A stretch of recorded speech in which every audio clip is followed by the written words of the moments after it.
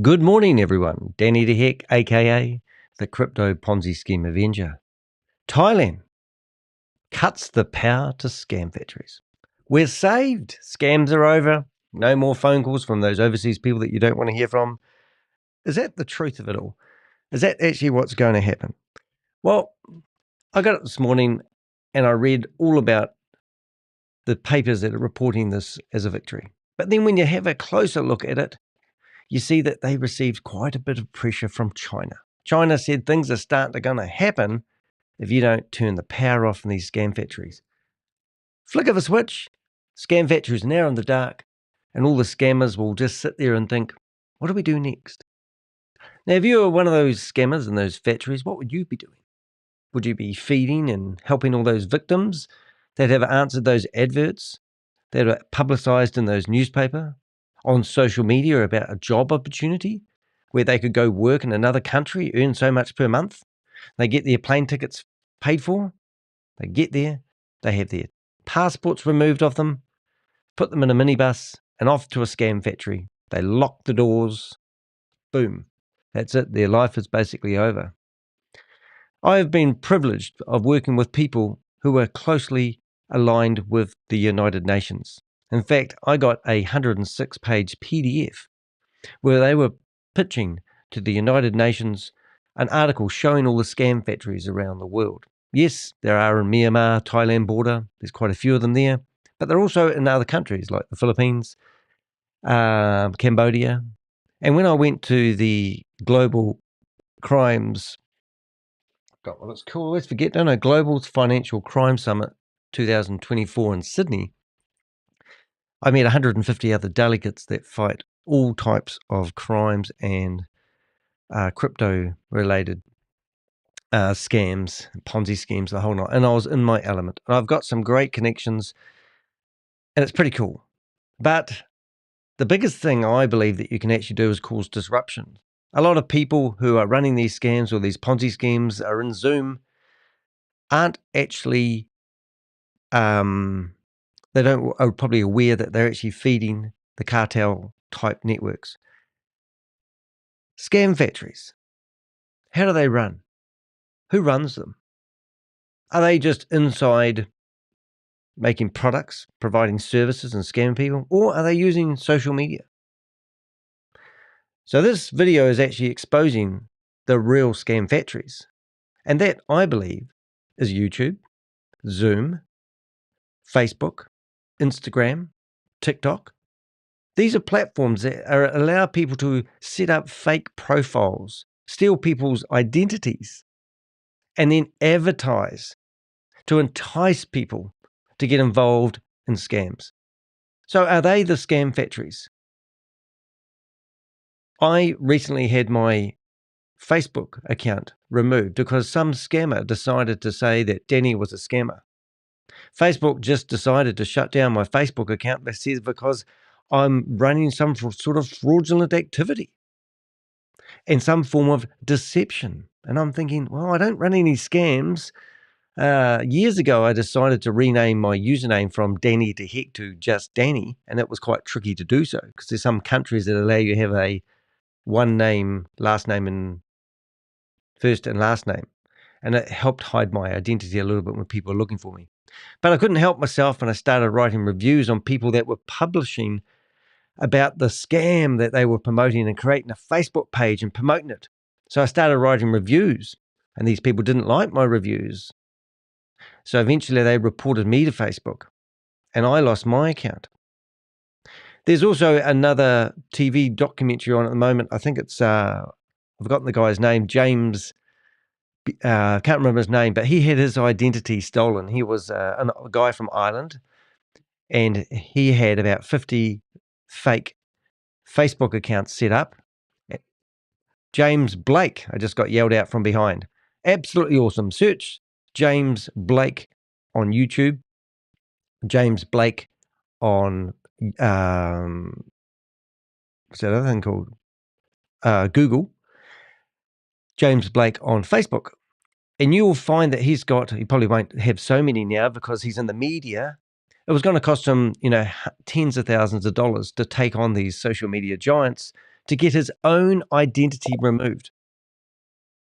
Yes, to get his own identity removed. He can go to a profile on Facebook and he can see that this is telling everyone that this is him, and he has to go report it. So eventually they removed all these Facebook profiles that he had, and then within a day, 3 more had popped up. I have had people set up numerous YouTube accounts claiming that they are me and that I am promoting OneCoin. Go and search for Danny DeHeck. Ken Gamble from IFW, what's he called? IFWglobal.com is a scam fighter. He invited me and actually shouted me my ticket to go to the summit I attended. There's videos out there on YouTube telling people that he's a scammer. Now, I just had I go through my emails in the morning and I get all the people who claim defamation and I'm breaking privacy from YouTube. And I write back, I have a lot of standard emails. I write back to YouTube and I say, this is not a breach of your privacy. I just ignore them. And often YouTube also ignores the complaint, but they give me the opportunity to sit here and blur out everyone's faces if I want to. And I just ignore it. YouTube often side with me, not all the time. And this morning I got one from another organization and I showed them my blog. And I said, this is all the people that are just blocking my content, claiming that some scammer can report my content for defamation. So scammers, there's one called Craig Watton.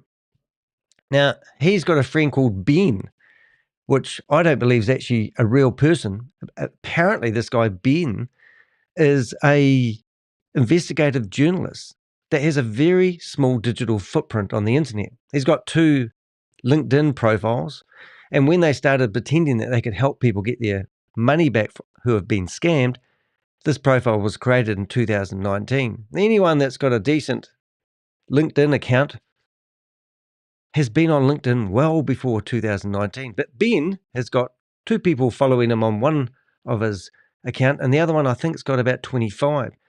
So anyway, they are claiming that they can do recovery services for people. And they claim they're doing the world's largest class action lawsuit, £34 million. However, if you have lost money to a lioness, which is a Ponzi scheme that Craig was actually promoting in Australia with 40,000 members and getting $20,000 a month, and then he decided this might be a scam, he's now batting in the side of the people who have lost their money. He's telling them if they have lost $100,000 and they pay their what do they call it, their company, or whoever he's associated with, 9% of whatever you lost, they'll put you in the mix for the class action lawsuit. However, 5 years ago was the last time they ever had any action, and it did look like, to me, in my opinion, that they're running some sort of Ponzi scheme where they're using the money they're collecting to pay the people who think they're getting their money recovered. They've had a few people write testimonials, but in the last 5 years, there's nothing happened. So I wrote to Ben, which I got a reply back that seemed like it came from Craig, basically saying, show me evidence that you guys are actually actively doing something. Nothing came back that was substance. In fact, they told me that they believe that I'm working with another guy called Derek and they're going to sue him for speaking out about them. So then I contacted Derek and said, what's the story with you and Craig? And he said, well, I was working with them and I gave them over $1 million worth of lost money from 20 different people. And these 20 different people are now pissed off because they haven't received any funds back or any action. Nothing's happened. Dead in the water. Dead as a dodo, as they say. So there's scammers after scammers after scammers after scammers, and there's a lot of scams. Social media is the real big scam factory here. Can we turn the lights out on YouTube? Hope not. Can you turn the lights out on Facebook? I'd like to. Can you fight up to these organizations? Are they facilitating scams? That is the question. Right. So anyway, people in the chat room here are saying good morning. I'm saying good morning back. That's really bugged up YouTube side on scammers. Well, it is really true. And along the top here, it's all gone tiny, tiny, tiny. You can see I've got messages coming in. I'll try and make them a bit bigger, make it more exciting. But it is actually really breathtaking how these companies, morning Mark, are actually the scam factories, in my opinion, is social media. They are allowing people to promote this stuff. They have blocked my Facebook account, so I can't sign up on any device. I'll go out and about. I will be on somebody else's Wi-Fi. I will sign up on my phone. At the time I get home, it says this account's been flagged. They can stop me from signing up on Facebook. The only way I'm ever going to do that is by being on a different Wi-Fi network, using a different device that hasn't got a MAC address, for example, and then I could get myself back on Facebook, which at the end of the day, it doesn't really bother me. I've actually enjoyed life without Facebook. But my point is that they can do that to me. How come these scammers keep sending you messages on WhatsApp, Telegram, and all these other platforms? How come there's job adverts all over Facebook that are run by scammers? I mean, I have set up, I had Facebook pages set up to trap people who were looking for jobs, because people would get a job advert, they would write to me, and then I'd say, stop writing to these companies that claim they're going to give you a job because it's a scam. And they, oh, I thought it was. I had one guy that lost $140,000. He'd borrowed $70,000 from friends trying to trade his way out of the disaster he got himself into, telling his friends that he's remortgaging his house and he needs to look like he's got some cash in the bank. So he used that cash to pay into an app thinking he could get his money back. All because when he started playing around with this app, he managed to get a little bit of money out of it. That's how Ponzi schemes work. And then he got too far invested, finished up losing $140,000 to a job site, a job where he was writing fake reviews for hotels. And you would go there, because I set myself up an account, and you would select the review you wanted. They'd give you the reviews pre-written, like they come from real humans. And you just had to select the button and click it. And then you'd write review, and then they would give you money for doing so. But every time your account got behold a threshold, because after you would go to a hotel, you would sign up and do a booking for the hotel on their platform, not a real hotel. And then that would allow you to write a review. And then you would write the review, and then you would you would cancel your hotel booking, and then the money would come back into your account. And then you'd have to wait a couple of days for that money to come into that account. And the more reviews you did, the more money you got. So people would go out there and do all these bookings, and then when their money where they was paying for these hotels ran short, they would ask you to top it up with your own money. And then you would wait a couple of days, but the money wouldn't turn up. So you'd put more money in so you could do more reviews to make more money. And it was just a horrible process of all this stuff that I've just talked about. Every one of those scams is slightly different. And everyone, I watched $600,000 disappear from New Zealanders and Australians within about 2 months. So we finished up setting up a web page trying to help capture these people. And it's exhausting for me because I don't get any money from it. In fact, I should be working on other things. And people keep reaching out to us saying, I've been scammed. I'd say, how much? They'd say 30,000, 40,000. And they were going after students who were looking for, working as a barista for a while in a cafe or cleaning hotel rooms. And then they said, here's a perfect, ideal opportunity for you. Work from home, work off your computer, and all you have to do is do hotel bookings. So once I exposed the hotel booking companies, they would rebrand and do it under like the hotel club, last minute bookings, or, it was just disgusting. But these are all ran by scam factories. Last week, I did actually, what did I do? I'm actually going to flip screens now. I've done enough talking. I want you to go to my website if you can. And when you're on toheck.com, you'll see last Sunday I received a phone call from a scammer. Where is it? Scam factories. Here it is here. How scammers use face recognition to steal your Binance wallet. Now, I got an email from a guy just last night who'd lost over 500. I don't even know how much he lost exactly. I dare go into my emails. Let's see if I can find his email. He was ashamed. He was upset. And he obviously seen that thumbnail. I'll see if I can find it. I'll try not to, I won't expose his name. But I will find where he tells me how much he lost. And I'll see if I can, I'll just go to send mail, see if I can find the original one. Zoom partner. Here it is here. But this is a typical, so somebody had kindly obviously seen my video about Binance, and I want you to listen to the type of emails that I get on a daily basis, and I'm just going to see if I can actually bring up the opportunity without exposing him, which would be quite good if I can do that, wouldn't it? I'll just bring it here. Oop. All right. So what I am going to do, I'm going to flip to the actual email I got. Just make sure I haven't got any details. Yeah, I haven't. All right. So now we're going to go to my email, and hopefully we've got it. Alrighty. So this is a typical email I get from someone. So yes, I do a video, and then I get this email. I'm just going to read the whole lot all in one go. Here we go. I hope you're well. I never thought I'd be in a situation where I'd need to write a message like this, but I've recently fallen victim to a crypto scam, and I'm at a loss for what to do next. I've heard of your work in exposing scams and helping others, and I'm reaching out in the hope that you might be able to guide me. The scammer contacted me through WhatsApp, pretending to be from Binance support. They used numbers +1 219 382 3312 and +61 460 844 787 and convinced me to create a trust wallet under the pretense of protecting my funds. Before I knew it, they had access to my wallet and stole 518.15 XRP, moving it through several wallets and exchanges, including Binance, Coinbase, and Fixed Float. Since then, I've worked tirelessly to gather as much evidence as I can, transaction hashes, wallet addresses, and even communication logs. Despite my efforts, I feel like I'm hitting a wall. The anonymity of the blockchain has made it difficult to track this person down or recover my funds.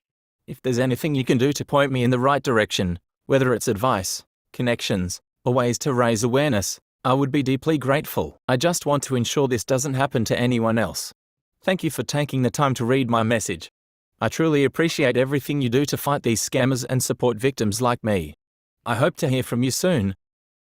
So I didn't actually know how much money that was, so I've just gone into ChatGPT and asked how much that was. Well, they're worth $2.41 a token, so that's actually about 1,200 USDT, so it's about 2,000 New Zealand dollars. This particular person, I do believe, was from New Zealand.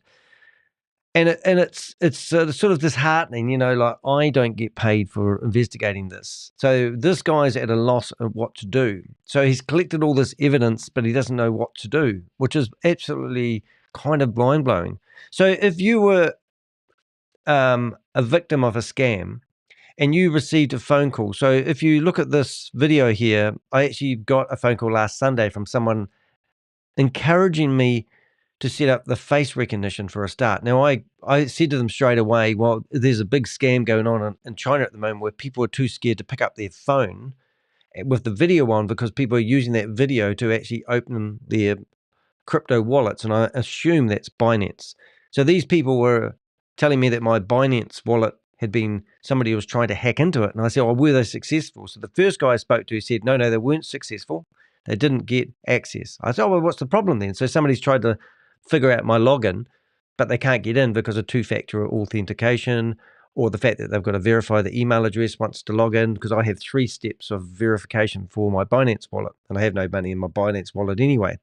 And they said, oh, you should turn on the new thing where you use face recognition to open the app. Now, don't do that, because in China, if you do research, you'll find that that's what they're doing to access people's Binance wallet. So once I said that, he changed flavor. Then he said that he'll pass me on to the supervisor. And then the supervisor told me that my account was jeopardized and people had access to my Binance wallet. And I said, oh, no. So I said, but in between phone calls, because they rang me back on an unknown number, I said, I've actually transferred all my $15,000, which I didn't have from Binance because they can't see my Binance balance, to crypto.com. And after that, he sort of thought, you know, oh, that's not very good. So then they tried to talk funny, and it was all a bit of a funny conversation. At the end of it, he got sick of me and hung up. But I did actually manage to have 34 minutes worth of trying to understand how these scams work. Going back to our friend here that got scammed, they actually got him to transfer his money from one crypto wallet to a new crypto wallet address, and that crypto wallet address that he thought was Binance support was actually fraudulent, and obviously he lost, 2,000 New Zealand dollars, or about 1,250 American dollars.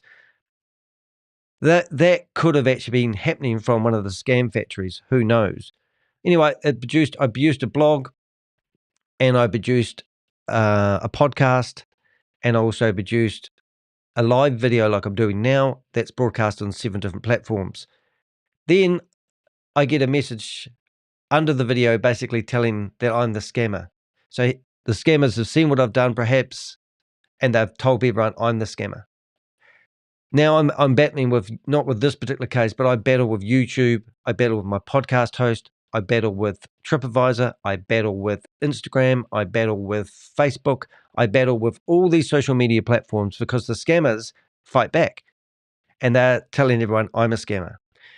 I wrote a pretty full-on blog and it took me 7-8 hours probably to write this blog. I've been updating it as I go. And this blog basically talks about the highs and the lows that people like me go through to actually fight these scam factories, which are social media. And in this blog that you can read at your leisure, you will see that I have, so far, I've had Craig Watton trying to stop me telling everyone that he's a scammer. But I've also haven't just picked him out and decided to call him a scammer. I've actually asked him for evidence to prove that he's actually doing what he says he's doing. And he's come back and claimed privacy and the like. He's even instigated other people to sort of show, but they have given me no proof that they're doing anything. So this particular article, the first defamation complaint I got was from Craig Watton. Now, YouTube have come back and said, no worries, we don't believe there's any defamation here, and the video remains. Originally, they blocked it from view in Australia, so Craig couldn't see the video anymore, but the rest of the world could see it, which is a bit of a laugh. But in here, you can see that Craig is now going through, and instead of taking legal action like he claims, he's just simply reporting these videos to all these platforms, and he is having some form of success. But my point isn't about Craig. It is the point that these platforms are actually the scam factories. And we need to make Zoom accountable. Now, another message which I will actually find is from Zoom customer care yesterday. And I'm going to see if I can bring this one up. I can. This is getting better. So if I go to my email, and I have written to Zoom complaining about a YouTube channel, a customer of theirs that is using their facilities.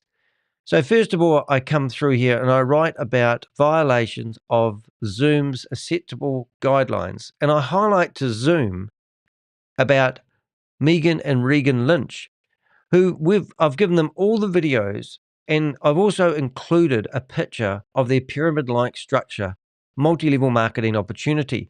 And I provided them like 13 videos of them promoting their Ponzi schemes and scams. And I've also said, here's some articles in Behind MLM.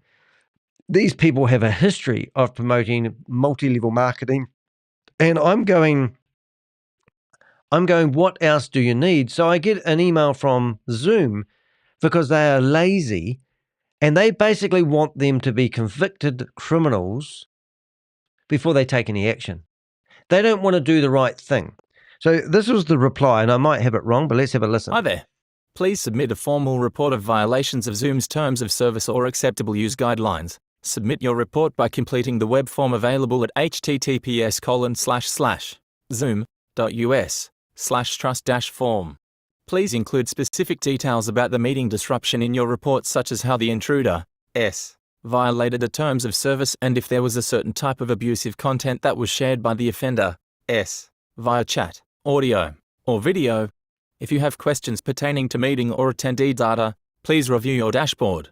https://support.zoom.us/ So here is a detailed report about a Zoom meeting that I was in, and I'm reporting it to Zoom, telling them that these ladies who own and run the Zoom meeting are committing fraud. They are also promoting multi-level marketing, which is against their own terms and conditions. And Zoom doesn't even read my email.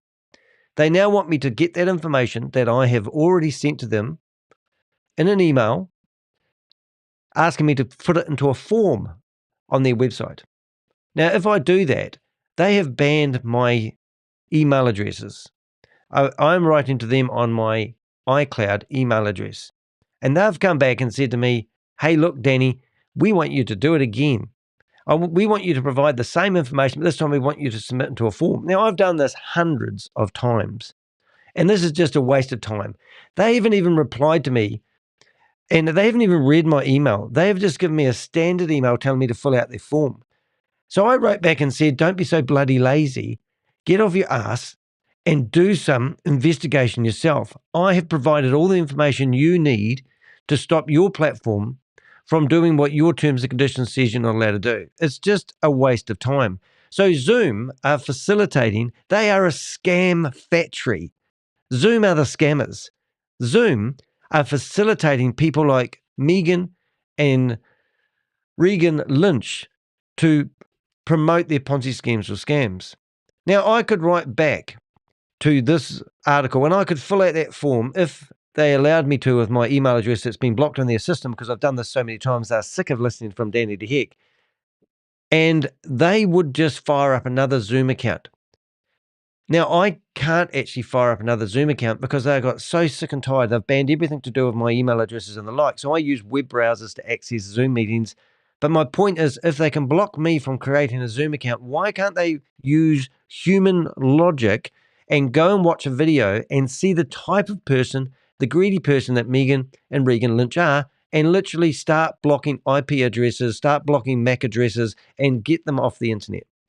And that's because they must be, and I'm just assuming this, profiteering by hosting these companies. They must look forward to the money that they get from these scammers. And it's just an ever-ending battle. And this is part of my frustration today. If you go to that blog on my website, it's pinned on the homepage.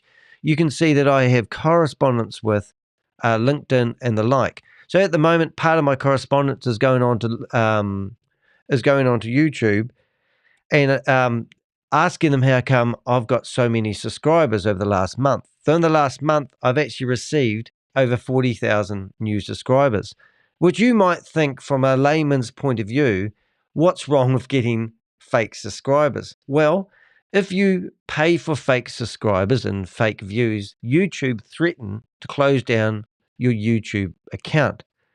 So last night when I went to bed, I had 53,000 subscribers. At the moment, I have 46. So I spend hours writing to YouTube saying, hey, what are you doing about these fake subscribers? At the moment, I have 46 subscribers, no hand on the keyboard here. In a few minutes, this will go back up. Last night, it was up at 54,000. I write to YouTube and say, look, your systems aren't working, YouTube. They write back to me with standard emails and they say to me, oh, our systems are very clever. They go through your YouTube account and they find the real subscribers from the artificial subscribers and we do a cleanup. And I said, well, you haven't done any cleanup for the last 5 weeks. In fact, when I first emailed you guys, I had 8,500 subscribers. It went up to 25,000 subscribers. I wrote back to YouTube and said, hey, did you use your cleanup services? Because it went back to 9,500 subscribers. And I still, it's gone up, still think that there's 1,000 subscribers on my YouTube channel that aren't real. Can't you use AI to actually figure that out? And they write back and answer another question I hadn't answered instead of addressing the one I wanted to know. So since then, it's skyrocketed up to 54,000 people. I wrote to them last night. I woke up this morning and I'm down to 46,000 subscribers. Now, is that helping me? Well, if my content has low engagement and I have that many subscribers, then my content's shit. So effectively, I get more engagement for having a legitimate 8,500 people who subscribe to my videos and engage with my content. Also, if I have people clicking the thumbs down, in my industry as a scam fighter, it's quite common. So I've got people going thumbs down, I've got people going thumbs up, and at the end of the day, I'm fighting with YouTube to get traction, to get my public awareness videos out there. YouTube, what are you doing about fighting scammers? Are you the scam factory? Are you facilitating people who are promoting scams? Are you a scam factory? Well, I'm not even blinking. Yes, they are a scam factory. I've been collecting all the links to all the YouTube channels that promote scam. House of Gerald, 103 different scams he's promoted on his YouTube channel, and he's got a following of something ridiculous, maybe 20,000, maybe 40,000. Maybe he's also got fake subscribers. And then we also had Brendan Bradfield, I'm not saying his name right, he's promoted 36 different scams. And at the moment, he's promoting Get Fit, because that's a good one that gives him a bit of money every time somebody signs up for Get Fit. Now, he was claiming that Get Fit was doing really, really well, and it's the best opportunity he's ever seen in his life. Yeah, they heard it all before. And they put their token on CoinSmart, whatever it is, and it was $100. And then it went down to $25, and then it went down to $15. And then all of a sudden it went back up to $24 because they are pumping and dumping and manipulating. And then he did a video about, wow, I showed you guys that's not a scam. Look, 140% increase within 24 hours. And he leaves that video up there. Now the token, last time I had a look, was down to $9. And you might think, oh, well, that's crypto. It's not crypto, because I know the people that run it have a long history of promoting these Ponzi schemes and scams. Now, an interesting one is the fact I was out for a run last night, went for an 8K run around our Hagley Park, and somebody said, hey, Danny, I've got a friend that's promoting something, and I think it's a scam. I'd love to know what it is. And I said, let's have a look. And I looked at it at a glance. I said, it's either Artorias Gold, which is, how do I say, it's I can't pronounce the word right, but it's all connected to an Australian scam. At a glance, I could see by the social media posts that they were doing on the Instagram that it was probably the digital gold scam, and it's called Del1, Decentralized Autonomous Organization 1, and they're associated with Artorias Gold. I always pronounce it wrong, and people who watch my channel will know what I mean. And I looked at it, but then when I looked deeper, it was Cajun water. So Cajun water's been there for years, deoxygenated water that's meant to be absolutely awesome for you. You buy a $5,000 machine and you put it on your bench in your house, and your friends come along, they go, oh, look at that, there's a lovely machine, what's that do? And you say, oh, it makes water. It takes the oxygen out of water, so water isn't water anymore, and it's good for you.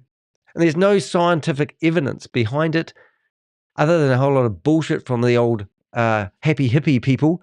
And what happens with that? Well, they've now introduced multi-level marketing to it. So you get a huge commission every time you sell one of these machines to people.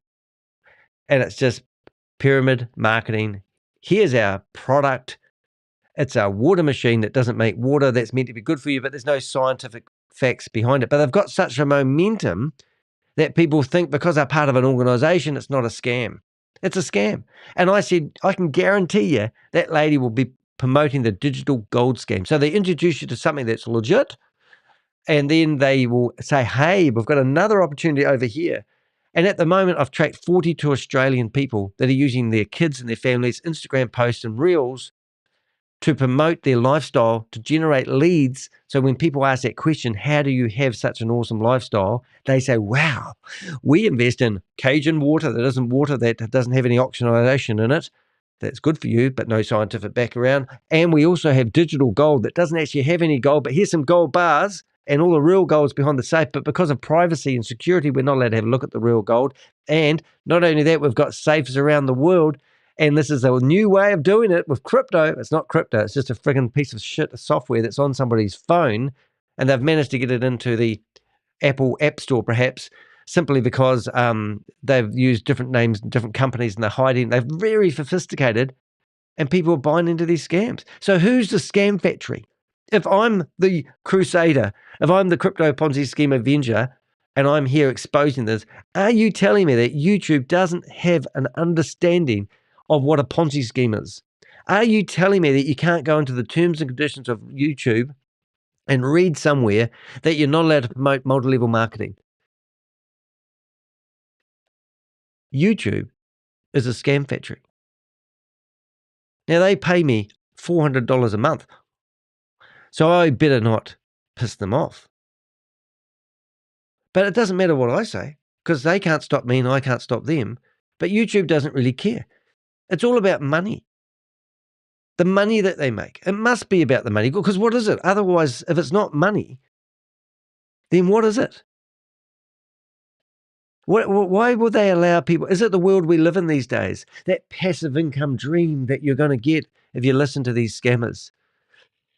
It amazes me. Anyway, let me just have a quick look here, because it's always a bit fun to have a look at MoveQuest. And I'm guessing $9. $8.46. Well, it's going downhill. But $8.46. Notice that big green line. I don't know how to read these charts, I'll be honest. But there's a great big straight up green line, and then it dives, and then there's another straight up green line and dives. This is pump and this is dump, pump and dump. This company is trying to save itself by pumping and dumping. I don't know how they do it. I'm not clever enough to know, but this company at one point, this is over the last day, but if we go after the last 8 hours, last month, you will see it just goes downhill. And if you like scheme, then this is the opportunity for you, because, if we go back, I'm trying to do this with my mouse thing. I don't know how to do this quickly. But it's just a downhill slope. Look at that. Isn't it incredible? So that's just one opportunity that I love keeping an eye on, because I have been on Zoom meeting after Zoom meeting exposing this company. If I invested in here at $100 because they said it's going to go to the moon, and then all of a sudden it's gone down to $8.46, and then you've got all these Quentin Bradley people telling us this is the best opportunity of a lifetime, because every time somebody signs up, they get a commission. But now they're claiming they have to rebuild their app because they don't want to be under multi-level marketing, even though you can't change multi-level marketing. They're now going to relabel it to an affiliate system so that they can get themselves in the app store. And this is a company that claims that they've got an app that will track your steps and give you crypto every time you walk. Jesus would love it. He walked on water. So it goes on and on. Alrighty, so that's just a bit of fun. And let's look at those YouTube subscribers. How about that? They're just going up. People are loving my content so much that every few minutes, my subscriber count goes back up. What will it be tomorrow? I don't know. Can I write to YouTube and ask them to do something about it? Yes, I can. Do they tell me what they've done about it? No, they don't. Do they listen to people that complain about defamation? Yes, they do. Do they write me emails every day? Yes, they do. And do I write to them all? I ignore them now. I presume this is how I roll as a YouTuber. You know what I'm actually doing right now? Every time I produce a bit of content, I know I've got 48 hours to get the message out there. How many videos do you go back and watch that you've watched once? So my window for promoting anyone that's a Ponzi scheme or a scammer is about 48 hours. Not only that, how do I combat that? Well, I'm actually currently streaming. I'm going to have a wee look on, let's have a look. I'm on X, otherwise known as Twitter. I'm also on Crypto Donomo's YouTube channel. He's got no viewers there at the moment. I'm also streaming on LinkedIn. I'm also on Twitch. I'm also on Kick, and I'm also on Rumble. And of course, I'm on my own YouTube account, which is quite exciting. So I'm streaming on 7 different platforms. Now, 7 different platforms is going to take somebody who complains about defamation a lot of time to go through and get them all removed. And then if I stream every day, that's just going to make it even harder for them. So then what do? Well, if you read my blog, you will see that I've even had people try and take me to court. A $3.8 million lawsuit landed on my lap a couple of years ago. I was freaking out a little bit, I'll be honest, but then I hired the best lawyers in New Zealand. Guess what? They are subscribed to my YouTube channel. They saw my videos and my quest to name and shame anyone running or promoting a Ponzi scheme or a scam, and they thought they'd go and bat for me. They were the best ever. Joshua, I can't remember your last name still, but he stuck his neck out for me. He had some connections. He got me the best defamation lawyers in New Zealand. What happened? Well, an hour and a half before the High Court judge actually opened the file, they tried negotiating a week previously to get the videos offline and pay all our legal fees, and we stood firm and we relished a day in court. They filed a discontinuance. A scammer does not want to be seen in court. I'll tell you that from personal experience. So nothing is going to happen to the crypto Ponzi scheme Avenger. I even had a couple of policemen knock on my door the other day telling me that I could be in breach of the Digital Communication Act. And I said, really, as I ripped it up in their face. Now that's quite aggressive. Now I am a vigilante, so I'm probably allowed to do that. But before I did that, they were telling me about a lady who I knew her home address. I also know this lady's friends. An 80-year-old couple I know, she was trying to entice them to join up in one of her Ponzi schemes. This lady is a predator. She goes after the elderly and tried to get them connected. This is in my article that you see here. I actually named the lady. I don't put her home address on there because if I put her home address in there, she can complain to YouTube and YouTube will protect her. but I have her home address and she knows I have her home address. So she's a fearful lady at home alone in the privacy of her home, trying to protect herself, but she's in there promoting Ponzi schemes or scams. So I said to the policeman that was on my doorstep, why don't you do something about this lady? Why don't you investigate her? Oh, we don't want to get into that. I said, every time I've talked on the phone and left a message to that lady, it's me trying to help her, trying to tell her that she is running and promoting a scam, and I'm willing to sit down with her, not sit down, but show her what she's promoting is illegal. We've got FMA warnings. We've got Money Smart warnings. We've got the state of California warnings. She's a part of a $350 million scam that we've been tracking, and she's promoting it. She's trying to sell it to 80-year-old people I know. What sort of bottom feeder is that? And because I said I knew where she lives, and I do, and if you want to know where she lives, you contact me, she's fearful. So she told the police, because she used to be a police lady. She used to work for the police. I believe she used to work in the call centre. The police do not drop off trespass notice. Now, it's not a protection order, and I've never been on her place, but the police come and knocked on my door, and I live in a pretty secure area. They found where I lived, and this lady has complained that she's fearful that I'm going to go around to her house just because I mentioned on a YouTube video that I knew where she lives. And the police delivered it. And I said, why are you wasting your time? Why don't you investigate the lady that has got that? And what have I actually done? And do you know who I am? Oh, we know who you are, Mr. DeHeck. We've been watching you. Oh, I said, why don't you come into my office and I'll show you the database I have of other New Zealanders who are promoting it. We don't want to get into it. Why don't you guys want to get into it? Do I need a private investigator to investigate these stories? Oh, no, we're just dropping off this. So you are dropping off a trespass notice for one of your own who's a retired police person is now on the internet scamming people. I said, get off my property. And that's when I ripped up the defamation thing. They said they'll be back because other people complained as well. And I said, bring it on. I'm not doing anything illegal. I'm allowed to tell people I know where you live. It's not illegal. And if you've been scammed and you've lost money and you're trying to build a case on somebody, reach out to me because that's what I do. Now, Liquid Pay, I mean, I'm not going to go through this blog because I've done a whole video on this, but you can go through my blog that's on my homepage on my website and see how it has been the crypto Ponzi scheme Avenger and how I have to fight against these companies that are running scam factories. Now, as I said when I started this video, the pretty solemn look on my face right there, and I'm sick of it. Are these the scam factories? Or are YouTube, Facebook, Instagram, companies that are hosting websites, are they the real scam factories? Well, if they're not, what am I missing here? And why are they not accountable? How can somebody steal my identity and create a website? It took me 8 months to get a website removed that had a fake name on WordPress. And WordPress come back and go, yep, we removed it. Oh, wow, thanks. That was 2 days ago. There's another website out there at the moment called DannyDeHeck.org. And if you go to that website, this is hosted with, I think it's not DreamHost, with GoDaddy. Now, GoDaddy is a big internet service provider. I have to prove to them that this website is not me. They've got a domain name with my name. Surely DannyDeHeck.org is my name. I own DeHeck.com. These photos, I have proven to them that are owned by me. My partner, who's a professional photographer, took these photos.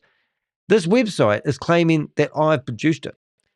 My name is Danny DeHeck. I am thrilled to introduce myself as the promoter of OneCoin. How can I write to a company like, who was it again? GoDaddy, and tell them that this is not me, proving my identity, and they tell me that this content remains because I have to prove what? I have to go to the policeman who won't even listen to me and tell them that this is not me, and I need to write from a New Zealand policeman's handwriting, so to speak, and go to an American company who claims that they don't allow people to do copyright. Even look at the logo. You can see a line at the end of my name here where they've cut and pasted my logo. So I gave them the original of the logo. And, it's not rocket science. You just need a human to go to deheck.com and see that logo is the same as that logo, and you can see the font is the same as well.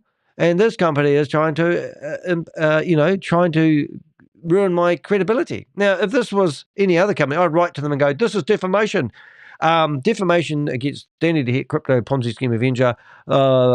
He's telling everyone I'm part of OneCoin. I don't even know. I have never even done a video on OneCoin, and here I am meant to be promoting it. It's crazy. But this is the world. So that guy, what's that guy's name again? James. Honey? James what?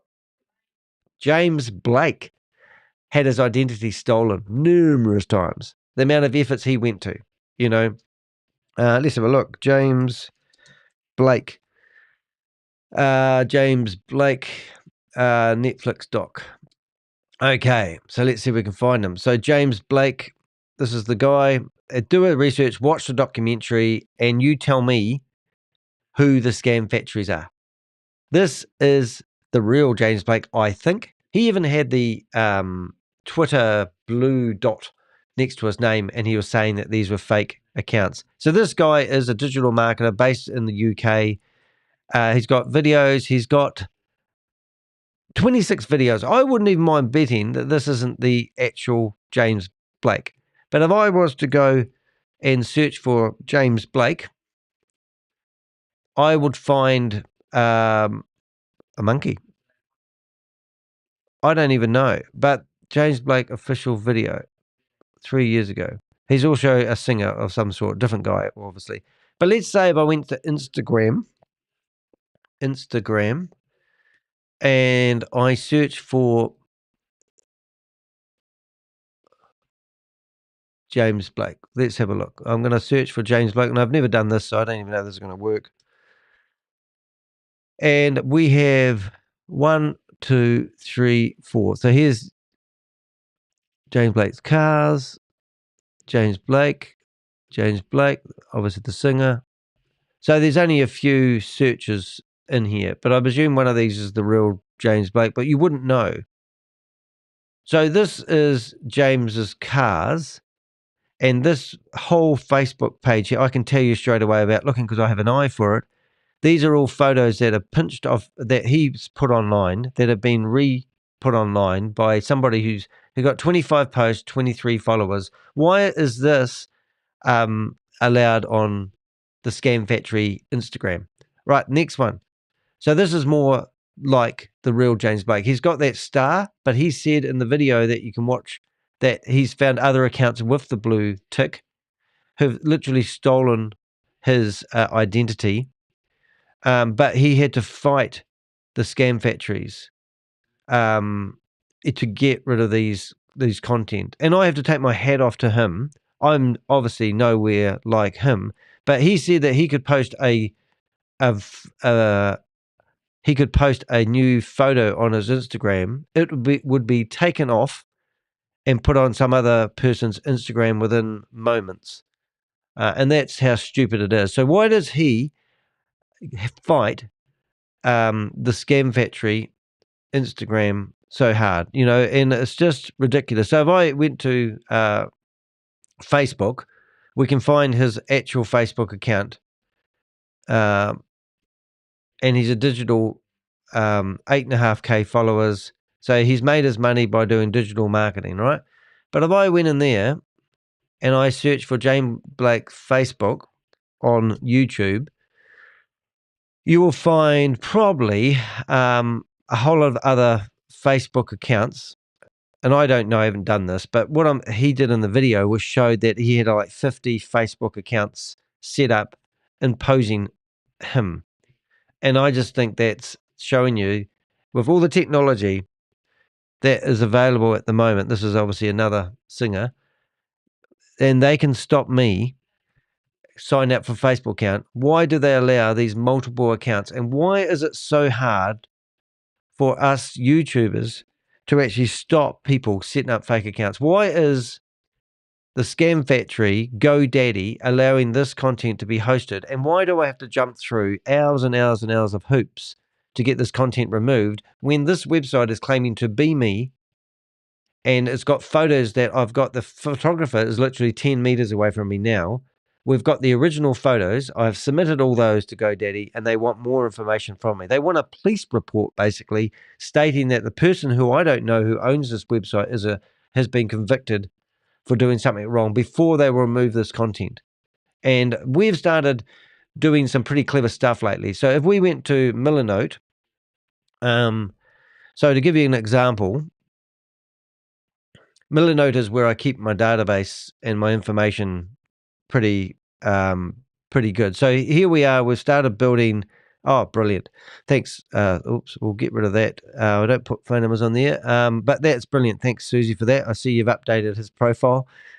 Also, I'm going to see if I've got. So this guy here, Andre Russell, is in the US, and he's part of promoting this Ponzi scheme and scam. And we've got other marketers in here now that we've seen who are heavily promoted. So when you click on Ponzi schemes or scams, hello, Susie. Hello, everyone. I'm having a bit of a rant today. You'll see that we're currently investigating around about 115 different scams and opportunities. If I click on the home page here, recently what we've been doing is we've been reporting. And these are the different companies that we've been reporting to. So we had a victory with WordPress, DreamHost, CookieBot, Now Payment, Meetin, Two Cows, Linked, Zero Hash, Columnist, which is the payment gateway for Megan. And we're actually, so now I've got GoDaddy in here, and I've got GoDaddy writing me a response telling me, I've wrote GoDaddy this letter basically explaining that this is my content. Here's the original content. Here's original photos. And they wrote back, and I haven't even got time. I can't spend all my life trying to get content removed. And if you are Craig Watton and you think that you can just keep reporting my content, just remember I have a massive footprint out there. So I get cleverer at putting my content online. For example, we have, and I will show you this because it is actually interesting. If we go to deheck.com, it's hosted with WP Engine. So I literally have people who have done denial server attacks trying to bring down my website. But if you go to my search facility and you search for Craig Watton, and Craig is nobody. He's just absolutely nobody, okay? So he's trying to click and say this is defamation. So I go back to the people that he's reporting to, go, what part of what I said was defamation and what proof have you got? What court cases are pending? So this is the video I did explaining how these crypto recovery scams are just taking your money. So people who wrote me an email like yesterday, and the guy lost $2,000 New Zealand to people who claimed they were going to help him secure his crypto, and he lost it. You know, you've got to go to the local police and report these things. However, I'm out there putting out videos about how these crypto recovery scams are scamming people. So Rory Kanacha used to promote these Ponzi schemes and scams. As far as I know, he's still doing that. And now he's claiming that he's going to help people recover money. However, like any class action lawsuit, you pay up front. No, you don't. But he's claiming that if you give him $15 each, and he claims he's got 20,000 people, and if you do the maths on that, that's a sweet $300,000, I think, that he would get to go fight a class action lawsuit in a country that doesn't do class action lawsuits. So I don't know if I'm more intelligent than the average bear, or maybe I missed something. Please let me know in the comments section. But this guy is actually a scammer. So I call him out. So what does he do? He goes, I'm going to report Danny for defamation. And the defamation people, the scam factories, YouTube, go, oh my God, oh dear, we better block this video. Oh God, we don't want any defamation cases here.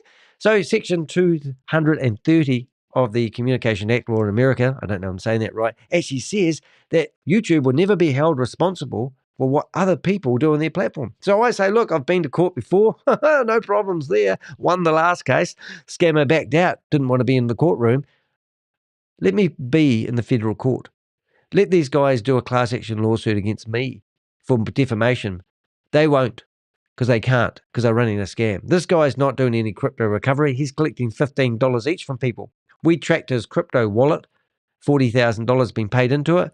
Now, Sam Lee's been brought in by an Interpol red notice and set free 7 days later. Why would they listen to Rory Kanacha? Why would they listen to Craig Watton? It's just ridiculous. So I'll call it out. I'll put Danny DeHeck. We'll put it on his YouTube channel. So what happens? Well, we'll go report his podcast. We report to Spotify. So Spotify have bigger wings than Buzzsprout. So Spotify complained to Buzzsprout that there's this guy, Danny, that's got a video that's got defamation in it. So Spotify go, Oh, I better go and report. We better get rid of it. Get rid of it. That's what we'll do. We'll give Danny a chance to reply. Write to Danny. We're going to remove your video. We're going to remove your podcast. I go, are you? What are you going to do that for? What part of it is defamation? No reply. Crickets. Okay, then. I'll write back and say, well, there is no defamation. I'll pull their bluff. Show me what parts of defamation do. No, Craig's a scammer. I'll show you all the correspondence. They look at it. Defamation. We're going to delete it. Going to delete it. So what does Danny do? Well, this is the podcast. So I go and sign up on a bigger platform called iTunes. Heard of them? Yeah, Apple. And I get the video and I republish it so people can now listen to it. So some people like watching the video. Some people like listening to it. Good luck getting that one removed. And when they do come back, you'll need to go back with even more stuff.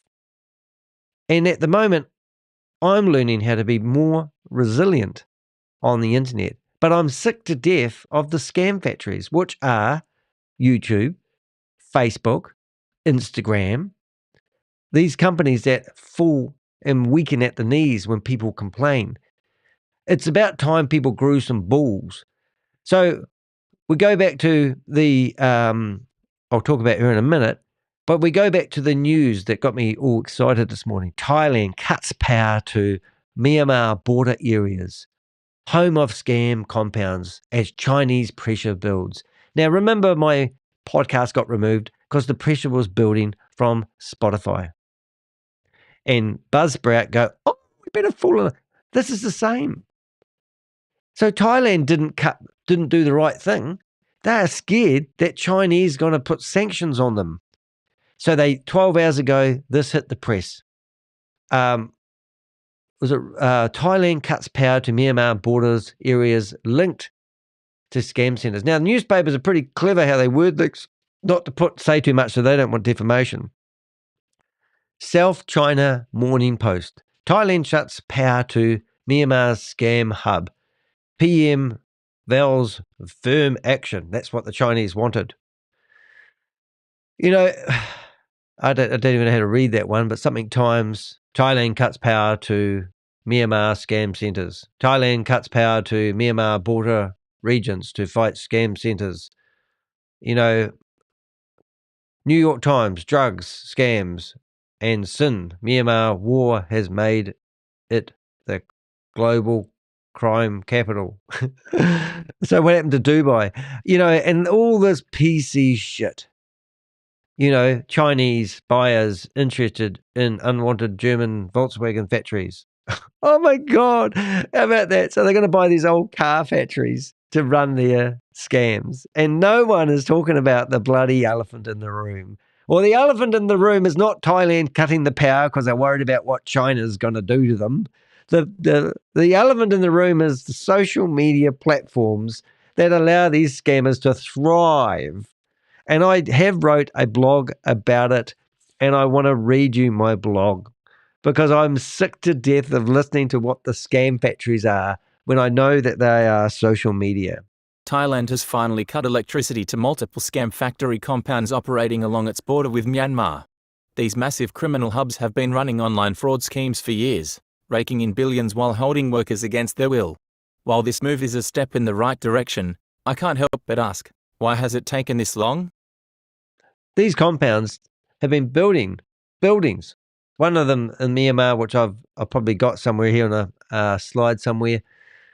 If I went to Canva, I did a video just last week and I used a photo which will be hopefully on my fingertips. That's KK. So KK Park is the biggest one, and Erin West has actually been on the Thailand border. And this whole complex with this whole factory thing that you see here literally didn't exist 2 years ago. That's a big complex. Now, what you can't see is there's a cell tower over the road. Over the road is Thailand. Over the other side is Myanmar.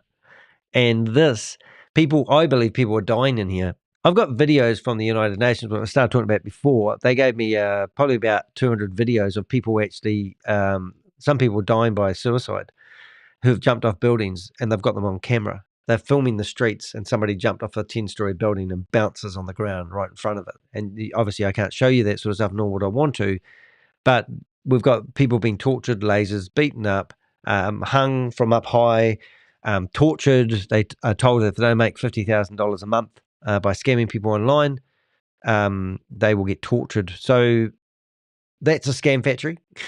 You can see it, touch it, smell it. You can piss on it if you want to. But that is a scam factory. And then we go to YouTube, and that's a scam factory. And then we go to, I wouldn't say Instagram. I quite like, LinkedIn. But here's James, right? Who's James Blake has been fighting to get his own name off the internet with people impersonating him to help scam people. And look, fake profiles. I don't even know what he's got in here, but let's have a wee click. So that's a scam factory. So they've turned the lights out on the scam factory and everyone's going, oh, that's great. Well, it is great. It's a step in the right direction. And, this is fake profiles. So these are all the fake profiles that he's obviously been trying to show people. And, and who's the scam factory? Have we got this through everyone today? And Facebook, why are they not accountable? This guy's got 1, 2, 3, 5, 6, 7, 8, 9, 10, 11, 12, 13, 14, 15, 16, 32 screenshots of fake profiles that people have set up on his Facebook account, and Facebook or Instagram, which is the same, aren't stopping anyone doing so. They don't give a shit. If I'm a small YouTuber with 8,500 subscribers and I've got scammers beefing up my subscriber count to 50,000, how can I speak up? How can I? This guy has flown around what seems like different parts of the world trying to talk to Meta to say, what are you doing about it? When he starts engaging with them, they realize he really is a bigwig. Then all of a sudden, these fake profiles that he has seem to be disappearing. They've even knew his dog and who his dog was related to. Every little bit of conversation that he's had on the internet has been fully exploited by the scammers. And these will be coming out of the Myanmar factory, which let's just see what happens over the next few days. Let's see if the telephones keep ringing and we get more Indian call centers ringing us up from India. And, I've got some questions which I would like to ask the people who turned the lights out. And here we go. Who am I to ask these questions? For those who don't know me, I'm Danny Heck, aka the Crypto Ponzi Scheme Avenger. I dedicate my time to exposing scams, fraudsters, and the multi-level marketing bottom feeders of the world. My mission is to protect mum and dad investors from losing their life savings to these criminals. Through my YouTube channel, podcast, and blog, I shine a light on the darkest corners of the internet, calling out Ponzi schemes and the social media platforms that enable them. Yeah, that's what I do. So think about what I'm saying here, guys. I'm streaming on all these platforms. I'm producing this blog that I've shown you right here has been broadcasted on 6 different blog sites. And I've got a big footprint on the internet. And when you search for me, what comes up? Scam websites telling me that I'm a scammer. But I'm dedicated to do this. People tell me that I'm doing this for the money. Yeah, I'd like to make enough money from a YouTube channel so I can do this full time because I think I'm quite good at it. Scam factories are no secret. So all of a sudden we turn the power off on 5 or 6 different scam factories that are getting power from Thailand, which I'm sure would be good for their economy, that are in Myanmar. So they run a cable over the river and go, we're all good, we'll power your operation. And when China comes along and says, hey guys, our citizens are getting tricked into these jobs that don't exist and I think they're living in your buildings. Ooh, if you don't turn the power off, it's going to cost you. Oh, we better turn the power off. But we have profiteered a lot from helping build these centres. So let's listen to the factories that have been no secret. These scam factories are no secret if you've been following the scam busting community. You know these scam compounds are ginormous, full-fledged cities complete with restaurants, grocery stores, and even daycare centres. YouTubers like myself and dedicated fraud fighters like Erin have been documenting these crime hubs for years. The evidence has been overwhelming. Yet, for some reason, Thailand has only now decided to take action. What changed? The answer is simple: pressure from China. Yep, just like the other hosts. So this is Operation Shamlock. And this was just recently formed by Erin West. And I've met Erin West face to face. We had a brief conversation. And when she was on the podium talking about these scam factories in Myanmar and the like, I took a few photos of her and I sent them through to her on her LinkedIn profile. And she thanked me because she wanted some action photos of her doing what she does. You know, she is a DA from America.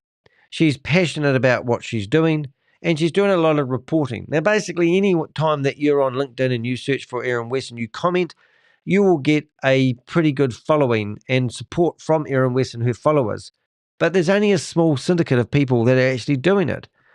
Now, she actually was the person that brought it to my attention about the lights going out in these scam factories.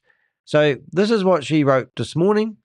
And this, I don't even know if she shares the same point of view as I do. I've just read this, gone and looked at the article, and this is my video. This is my point of view.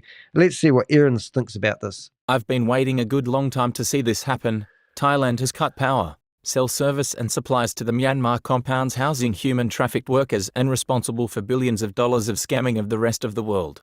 Yes, they have generators. Yes, they have Starlink. Yes, they will find workarounds for supplies. But this is disruptive. It will take time, money and energy to fix. It's a decisive move by the Thais and I couldn't be happier to see it. More of this, please. Right. So as I said, yes, they have generators. So now we're going to see diesel trucks coming and going. Okay, that's going to help the local economy, I'm sure. They will continue. Starlink. Well, come on, Elon Musk. Do you own Starlink? Do you not know who's using your services? Do people not need to verify who they are? Can you not see hotspots of traffic and data coming from those particular centers? Surely you can. So are you profiteering? I don't know Elon Musk. I have anything to do with him, but I don't think he would really stand for this. In fact, just 2 days ago, he was talking about how billions of dollars is getting scammed from America and going over to China through the scam centers. So he's aware that this is happening. So let's cut off Starlink. And yes, workarounds for suppliers. They will figure it out. But the lady that was standing on the stage from the University of Sydney pointed me out of the 150 delegates that were in the room when I was over here at the Scam Fighting Convention. She said the answer to stop these scams at the moment isn't by technology, AI and all that. It's by disruption. We need time to catch up. And that's what I do. I name and shame people and I cause disruption in Zoom meetings. And I still believe that is the best path. But hey, it's a step in the right direction. So I love reading this and have done a blog to support this action. See, right. So now I'm going to go to my blog post there, see, and comment. Okay, so I'm Danny the Heck, and there's my blog. And at the moment, I get around about 4,500 views of my content on LinkedIn a month. Well, maybe it's over 3 months. I've forgotten how their stats work. But you know, I've actually, by hanging around Erin West, I actually am getting a bigger footprint, and I am getting my message out there. So when you post comment on LinkedIn, it's pretty cool because LinkedIn's my official go-to find the real people. Whatever LinkedIn's doing, a few others, there's so much of that. A few others should employ some of their clever shit. So there are no secrets, and I'll talk about Erin West. So China pushes Thailand to act. So this is what the whole world is on. When people get a complaint, who's pushing it? Is it the scammer who can complain and they fall and weaken at the knees, or is it the different platforms that have clout on the internet? But China obviously has some clout in Thailand and maybe Cambodia. We met the chief of police for Cambodia when I was at the scam convention. He claims that they've now got 130 casinos in their casino province, whatever it's called. When I went to Cambodia, there was 30 or 40 of them, and they've grown. And they also reckon that a lot of the money laundering is coming through the online casinos and the physical casinos. When you go to Cambodia, there was buildings that were built by the Chinese. leased back to the Cambodians who are running casinos using American money. How ironic is that? So my point is, when I was talking to the chief there, he goes, oh, no, they just have these buildings in Chinese names and they're not owned by the Chinese. And I go, but why are they allowed to do this and where does the money go? It's just a merry-go-round. But anyway, China pushes Thailand to act. The turning point seemed to be the kidnapping of Chinese actor Wang Xing, who was lured to Thailand and trafficked into one of these scam factories. The Chinese government, which has been dealing with thousands of its citizens being scammed, finally had enough. The message to Thailand was clear: cut off the power or deal with diplomatic fallout. This should have been done years ago, but let's not kid ourselves, this was never about protecting victims. It was about appeasing a major political and economic powerhouse. Right, that's cool. Right, yeah, so something happened to one of their locals, an actor, and that's now he's had to full bend at the well, China's had to do something about it. And then China makes Thailand do something about it. Sounds like pass the hot scone to me. What happens to the victims? Now that the power is off, what happens next? Scam compounds don't just disappear overnight. Most of these operations have backup generators, and many use Starlink for internet access. But beyond that, what happens to the people inside these compounds? Thousands of individuals have been trafficked and forced into these scams under threat of violence. Do they get released? Do they become refugees? Or will they simply be transferred to another location and forced to continue working under new conditions? Nobody is answering these questions. Cutting power is one thing, but without a proper rescue and repatriation plan, thousands remain trapped. Yeah, so what's going to happen to the people? It's all very well stopping the scammers, but what's going to happen to the people in these complexes? That's what I'm worried about. They're going to become refugees in a country that they probably don't even have a passport for. Are they going to give everyone's passports back to them, let them walk out of these compounds because there's no power? Or is this fighting disruption? Why don't they set the army in there and go in there and sort out these guys?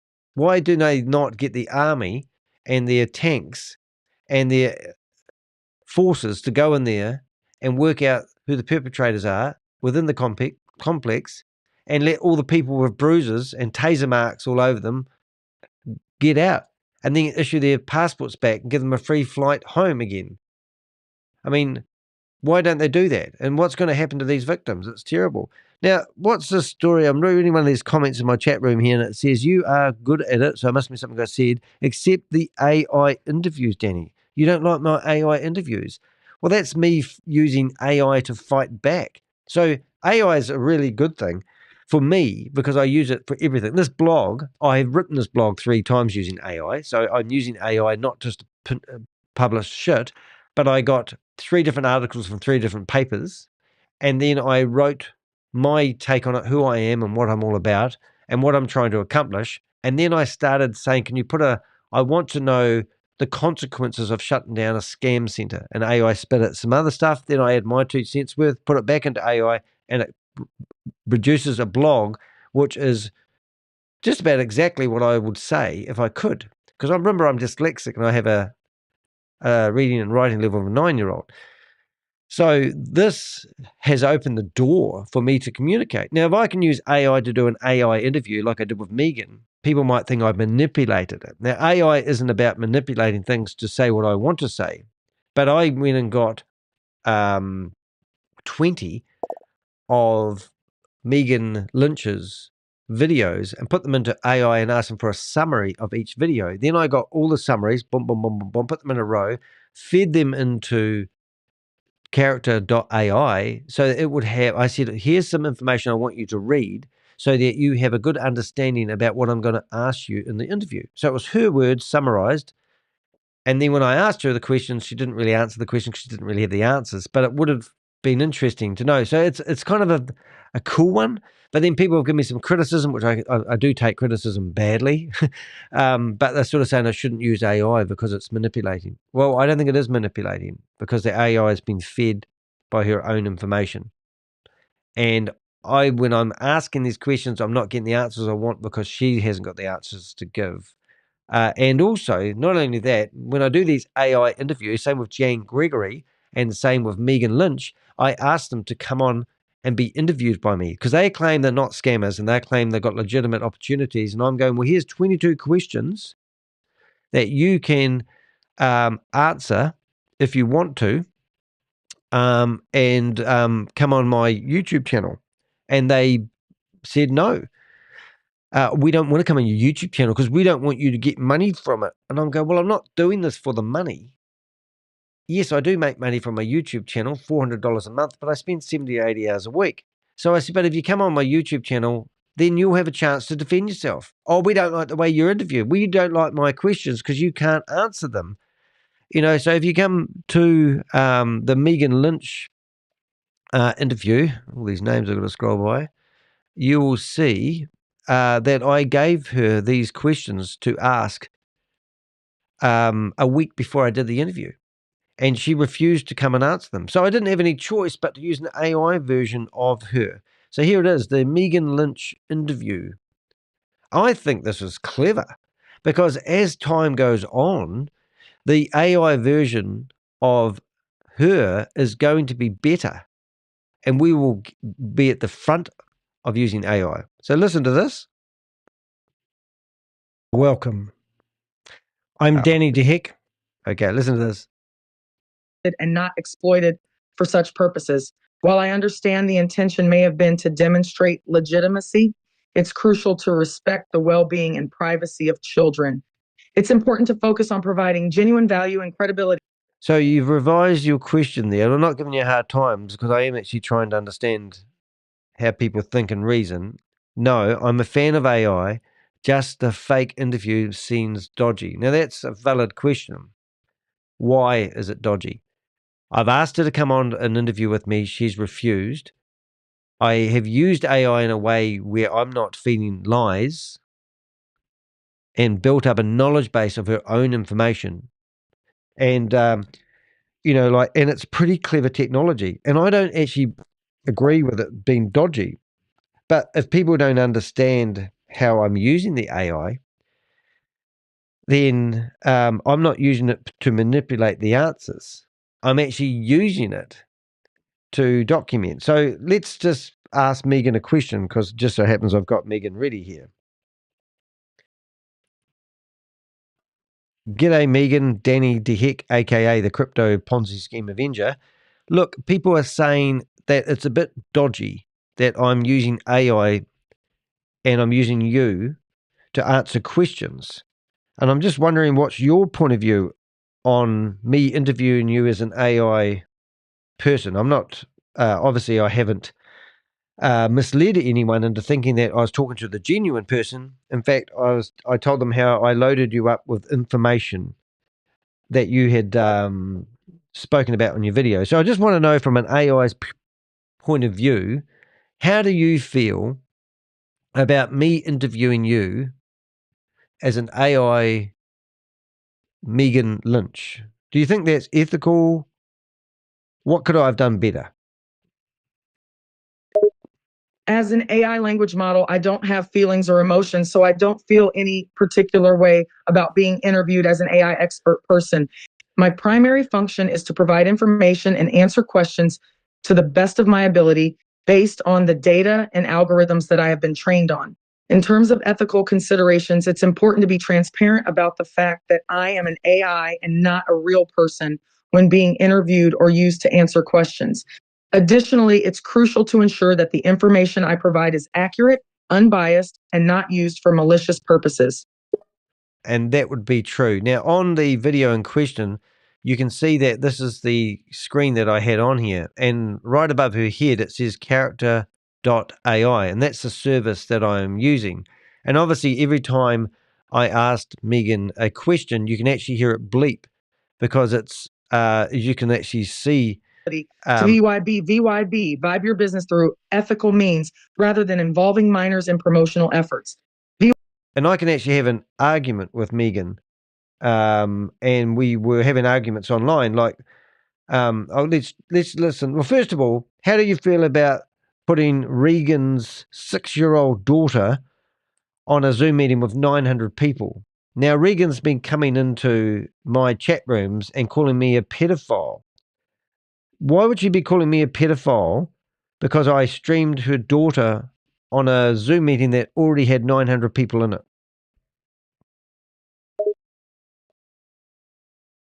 Putting a 6-year-old child on a Zoom meeting with 900 people in it could be potentially dangerous and inappropriate for several reasons.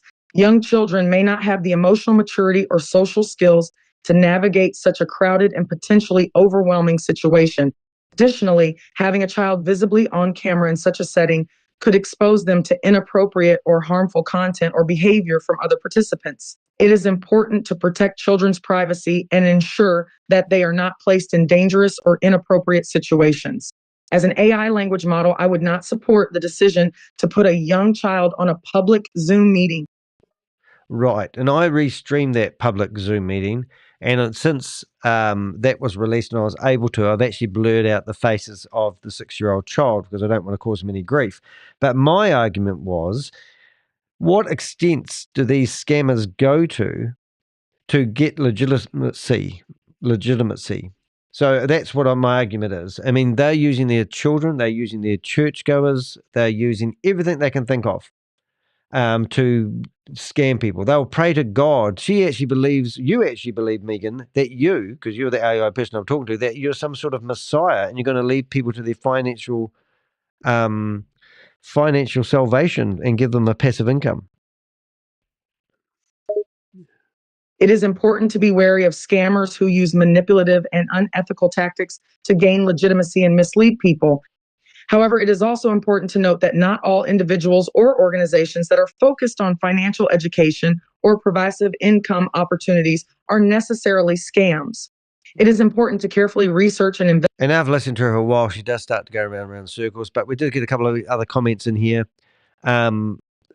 Jelly Smack said that Megan's nicer. The AI version of Megan is nicer than the real Megan. She is. And, I don't know. How do we fight these scammers? I think what C. Baines said, it's very true. It is a bit dodgy. But what's more dodgy to me is the fact that we are using everything we know of to go after these scammers. I'm playing around with AI. It's not perfect. Anyone who spends enough time on the internet like me will listen to something like that straight away and go, it's AI. Spooky Chicken, an Australian YouTuber, was restreaming Elon Musk's announcement about investing in a trading platform, and everyone fell for that because they couldn't identify. And I watched that video and thought, wow, it's pretty good. However, with my knowledge and my education that I've got, I can tell straight away whether something is AI. I want to be on the forefront of using AI to fight scams because I believe the scammers are also using AI. Megan claims to be in 160 countries. Now, I asked AI whether that's feasible, and they said within the amount of time that she's been promoting is highly unlikely. Also, 160 countries, how many different languages in the world is there? She isn't doing anything at promoting herself in any other countries, so she's assuming the few English people that may be in these 160 countries have signed up for her platform. Also, other things that I could go on about is the payment gateways have been taken off her. The Fresh Desk ticketing system that she's using to correspond with people was taken off them, and now it's back again. But yeah, it just goes on. So I don't know the answers, but at the meantime, what I'm saying is I will use everything. I will play around with any form of anything I can to cause disruption, because I believe that. Would anyone not put their hand up and say, has Danny DeHeck and his Avengers caused Megan and Regan some form of disruption? Have we slowed them down? Have we made them double guess what they're doing? Have we seen a shift in the last week or two of Megan not mentioning? When was the last time you saw that pyramid-shaped pyramid 3 times matrix picture on the screen?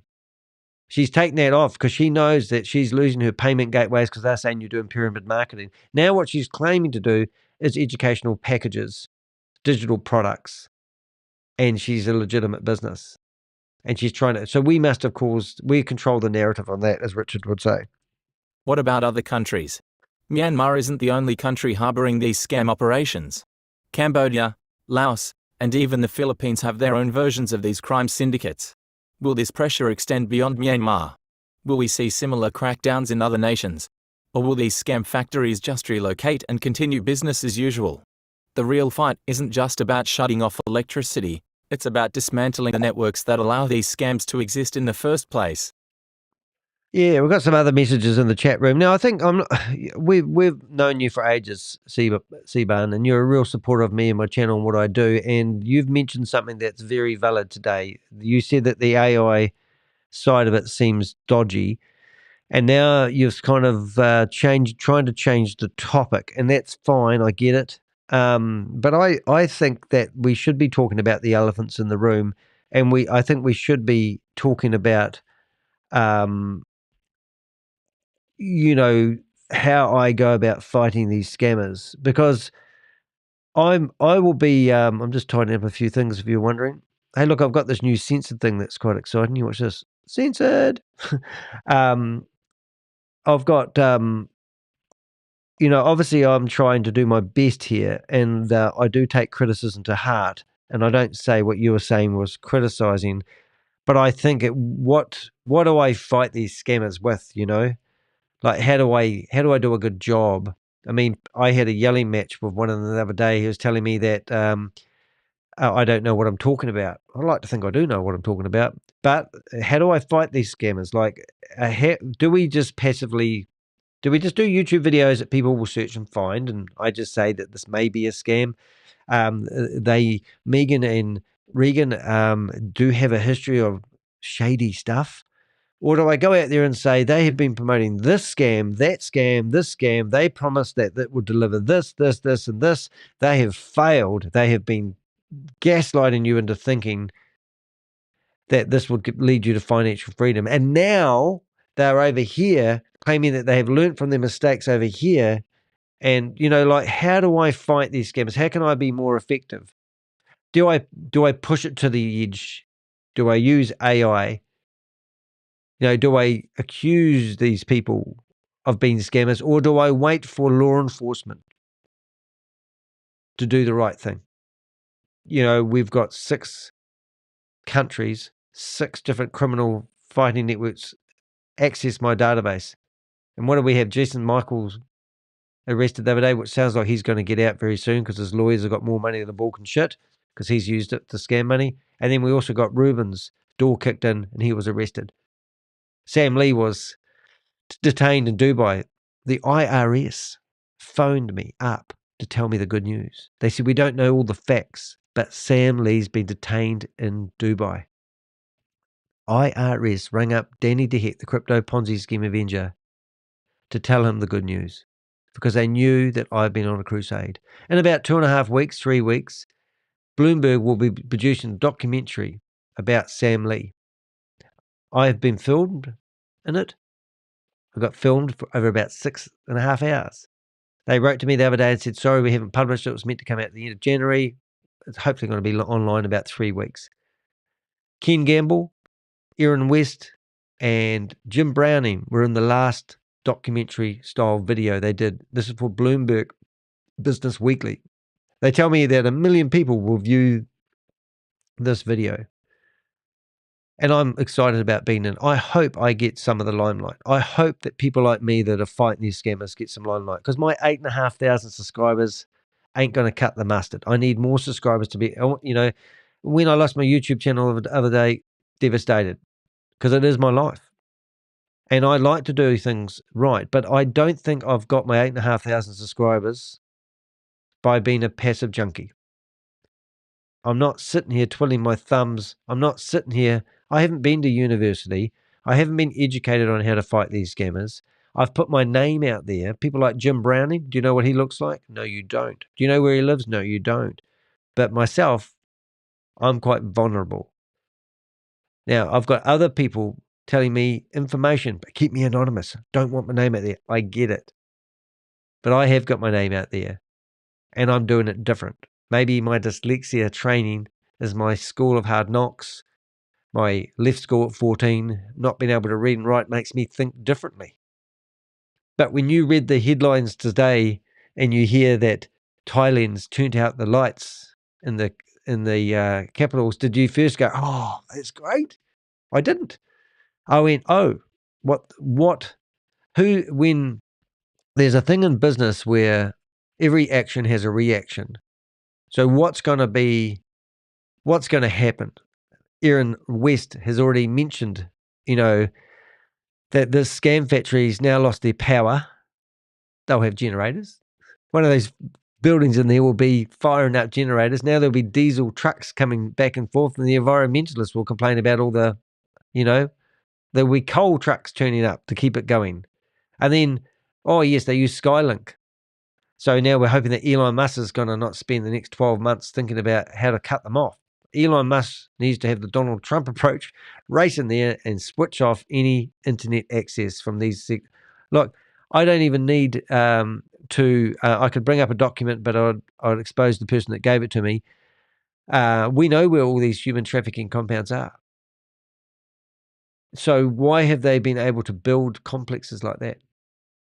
I mean, we just saw a car factory that somebody was going to turn into a scam factory. Why does that even get traction? Why does Megan and Regan Lynch get traction? Why do they manage to claim that they've been paid $12,500 times $25, $300,000 they claim they've already got in? Why do these ladies who haven't even got a product or a company name get that much traction before why don't they get stopped? Why don't we do prevention rather than apprehension? I mean, why do we have to actually prove that these people have committed a crime when they have a history of it? It's like I said to somebody in an interview the other day that we give a gun to somebody who's got a history of shooting people. Oh, but they learned that killing people wasn't a good idea. And I said, but I don't want to give somebody a gun who's shot people before and know how to use it. So why do we do this? I don't know. Hey, let's finish this off. I don't even know about, oh no. Okay, so this is my latest blog today. The biggest scam factories? Social media platforms. Let's not ignore the elephant in the room. While we are talking about scam factories in Myanmar, let's talk about scam factories on Facebook, YouTube, Instagram, and Zoom. These platforms are breeding grounds for scams, yet they do nothing to stop them. Why? Because they profit from them. They rake in advertising dollars from fraudulent investment schemes while silencing the very people trying to expose them. I know this firsthand. My crypto Ponzi scheme Avenger YouTube channel was terminated for exposing scams. Facebook banned me because someone falsely reported me as a scammer. And guess what? I can't appeal these decisions because the AI-driven systems make it impossible. I even wrote a blog detailing my battle with YouTube. YouTube termination of the crypto Ponzi scheme Avenger channel. A fight against scammers or a flawed system. These platforms have the technology to stop scammers, so why don't they? Because they don't want to. It's really that simple. They don't want to because they must be profiteering or something. When I talk about elephant, this might hurt your ears. If you've got earpieces on, you're going to hear a loud elephant noise at the moment. And that's why I brought that screen up. So why is no one talking about the elephant in the room? Forget the friggin' scam factories. I mean, we've got technology at our fingertips. We've got AI right here now. We can turn these things off. We can turn off their power. We can turn off the internet. We can stop the diesel trucks, take the keys away from the diesel trucks that are going to be feeding these generators. And then what are we going to do with all the people that are going to be leaving these compounds with no passport? They'll be stuck in these countries. Right. I've got great hopes for 2025. I'm not a New Year resolution junkie, but I believe we've had a great start so far. Maybe that's just New Year resolutions, but we've had 2 people arrested. Yoo-hoo, 2 people. I've got 396 people in my database who have committed these crimes, who are running these promotions on Zoom. Let's go after Zoom. Let's go after YouTube. Let's go after Facebook. Let's go after Instagram. Let's go after GoDaddies who host websites and don't remove them when people who are the real genuine people ask them to do so, rather than ask them to jump through a whole lot of hoops and provide legal information. People without money can't complain to these platforms because they don't listen to them. They're using AI it's just anarchy, let's not go on. Why 2025 is a game changer. The fight against scams is changing. We now have tools like AI that can detect fraudulent patterns and shut these operations down before they even start. We have law enforcement officials like Erin West leading the charge against cybercrime. And we have independent investigators like myself refusing to stay silent. But it's not enough. We need action.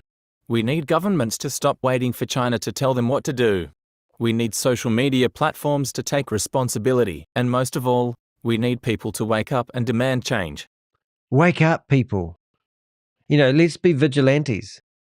Let's go after these bastards. Hey, if anyone knows Elon Musk's details, he was talking about $200 million or something has been stolen from Americans and gone over to China, and they don't like it.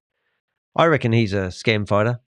If you know his details or you want to share my videos to him and Elon Musk, I would love to talk to him, because I reckon he's probably one of the most eligible people to fight scams. And I reckon that if I was put in a team of people, I could do a lot more to stop these criminals. I reckon that if Facebook really cared about fighting scams, if YouTube really cared about fighting scam, if Buzzsprout, my podcast host, really cares about defamation claims, then they need to get me in and show you these criminal networks. When I went to the Global Crimes Summit in Australia, we looked at the cartel networks that are the ones that are running and pushing all these scams. These scam factories are all run by the cartel. We can stop this. It's not rocket science. It's tech science. It's easy. Last paragraph. Final thoughts. Shutting off power to Myanmar's scam compounds is a small victory, but it's nowhere near enough. Until we address the bigger issues, human trafficking, social media complicity, and international inaction, this fight isn't over. If governments and tech companies won't step up, then it's up to people like me, Erin West, and the countless others exposing these scams every day. The criminals aren't stopping, so why should we? Now, this is interesting. This is something I want to show you guys. Now, you can go out here and be a legitimate company in the state of, is it Wyoming? This is just to show you what these companies do. So they go out and register a company called Affiliate Marketing 3.0 DAO LLC. And we report this company and they archive it. And if you go down to the notes, and if you want to do this, do your own research, you can find that the administrative action was because of fraud. They had 60 days to fix it up, but they provided fraudulent information when they set this company up. So we had a small victory, and this company was shut down. 2 months later, this company, yes, exactly the same name, reapplied using the same company that applied originally and got reinstated. And they're currently current.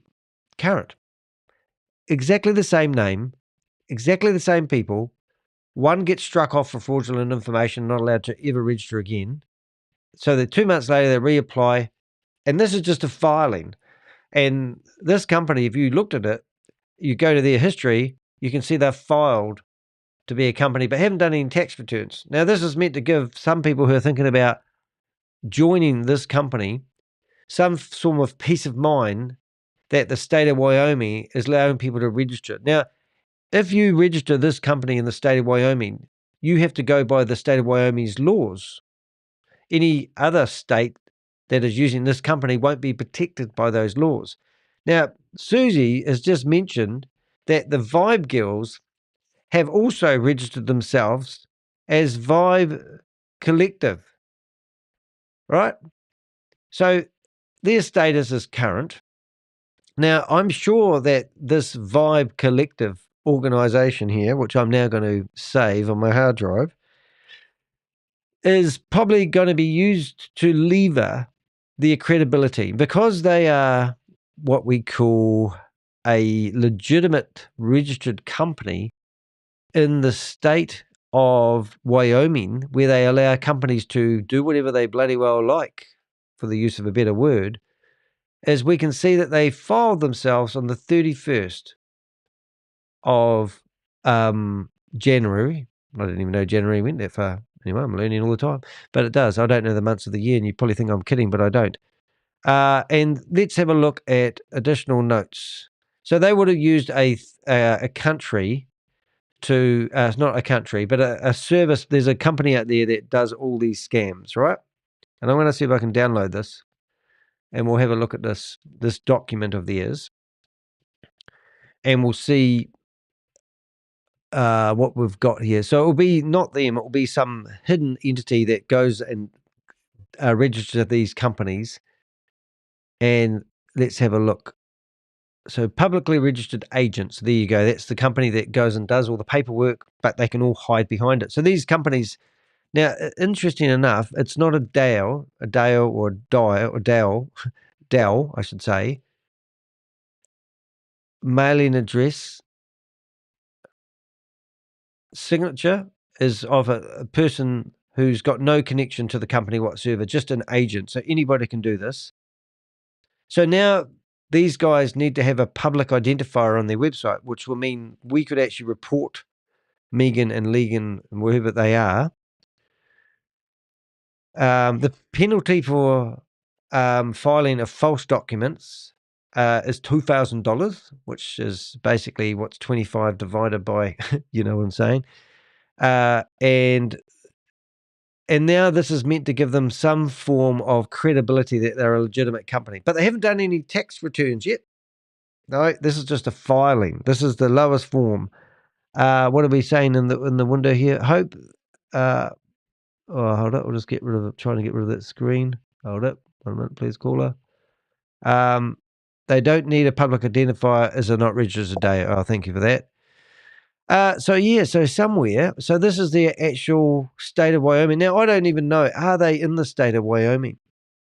Are they not California or Texan people? I don't know. Whereabouts are they based? Because it does seem funny that they have gone and registered a company in a state that they may not even be in. But this is meant to give V-Boy Collections some sort of, that's the name of their registration. Love Dobson. So that's just nobody, isn't it? That's just the company that they've used to set up the company, not actually any connection to them whatsoever. So it's like saying, yeah. I dare you to Google Love Dobson. Oh, God, I'm going to go down a rabbit hole doing this. Okay, let's do that.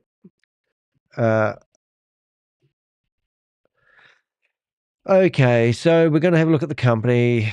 I've been dared to look up this Love Dobson victims name, Wyoming. Victims officially say filing too easy for you. Well, look, that's relevant, isn't it? Love Dobson, registered agent. So this is Discover 5-page. So what am I looking at here, Susie? We're looking at the first thing. So this is people complaining it's too easy to register a company in Wyoming. Victim, officials say false filing too easy in Wyoming. Yeah. So I'm just going to read the first paragraph of this. Lander, Patricia Nelson has been cutting hair at Profile's hair salon in Riverton for more than 20 years. Like many small local businesses, she's the owner-operator. She's invested in her business by purchasing the building and spends her days cutting and blow-drying right alongside the other hairdressers in the salon. I don't even understand this. It's the first article. That's the first article. Read that. You give me a link, or are you saying the one I'm going to read? It talks about. So you're saying this one here. Read that one. All right. So let's carry on reading this. And this is the people that they've used to file for a company name. Got it. Recently, she came into work and found an unusual piece of mail. It came from the Fremont County Assessor's Office, and it said that she had just 15 days to respond. The documents inside listed a registered agent for Billacom LLC, Yohan Billaro, at her address, a company and a person she had never heard of.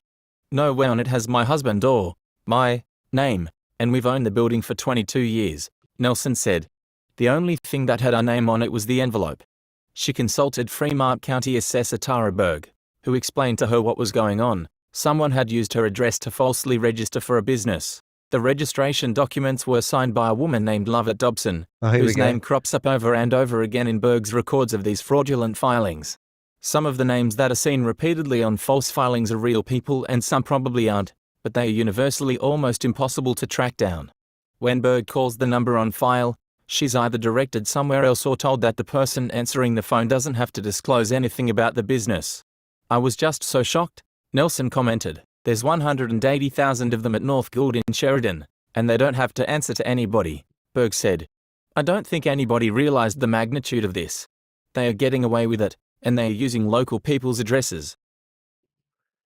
Does that sound a bit shady to you guys? So would you do business with a company that has shady people registering them?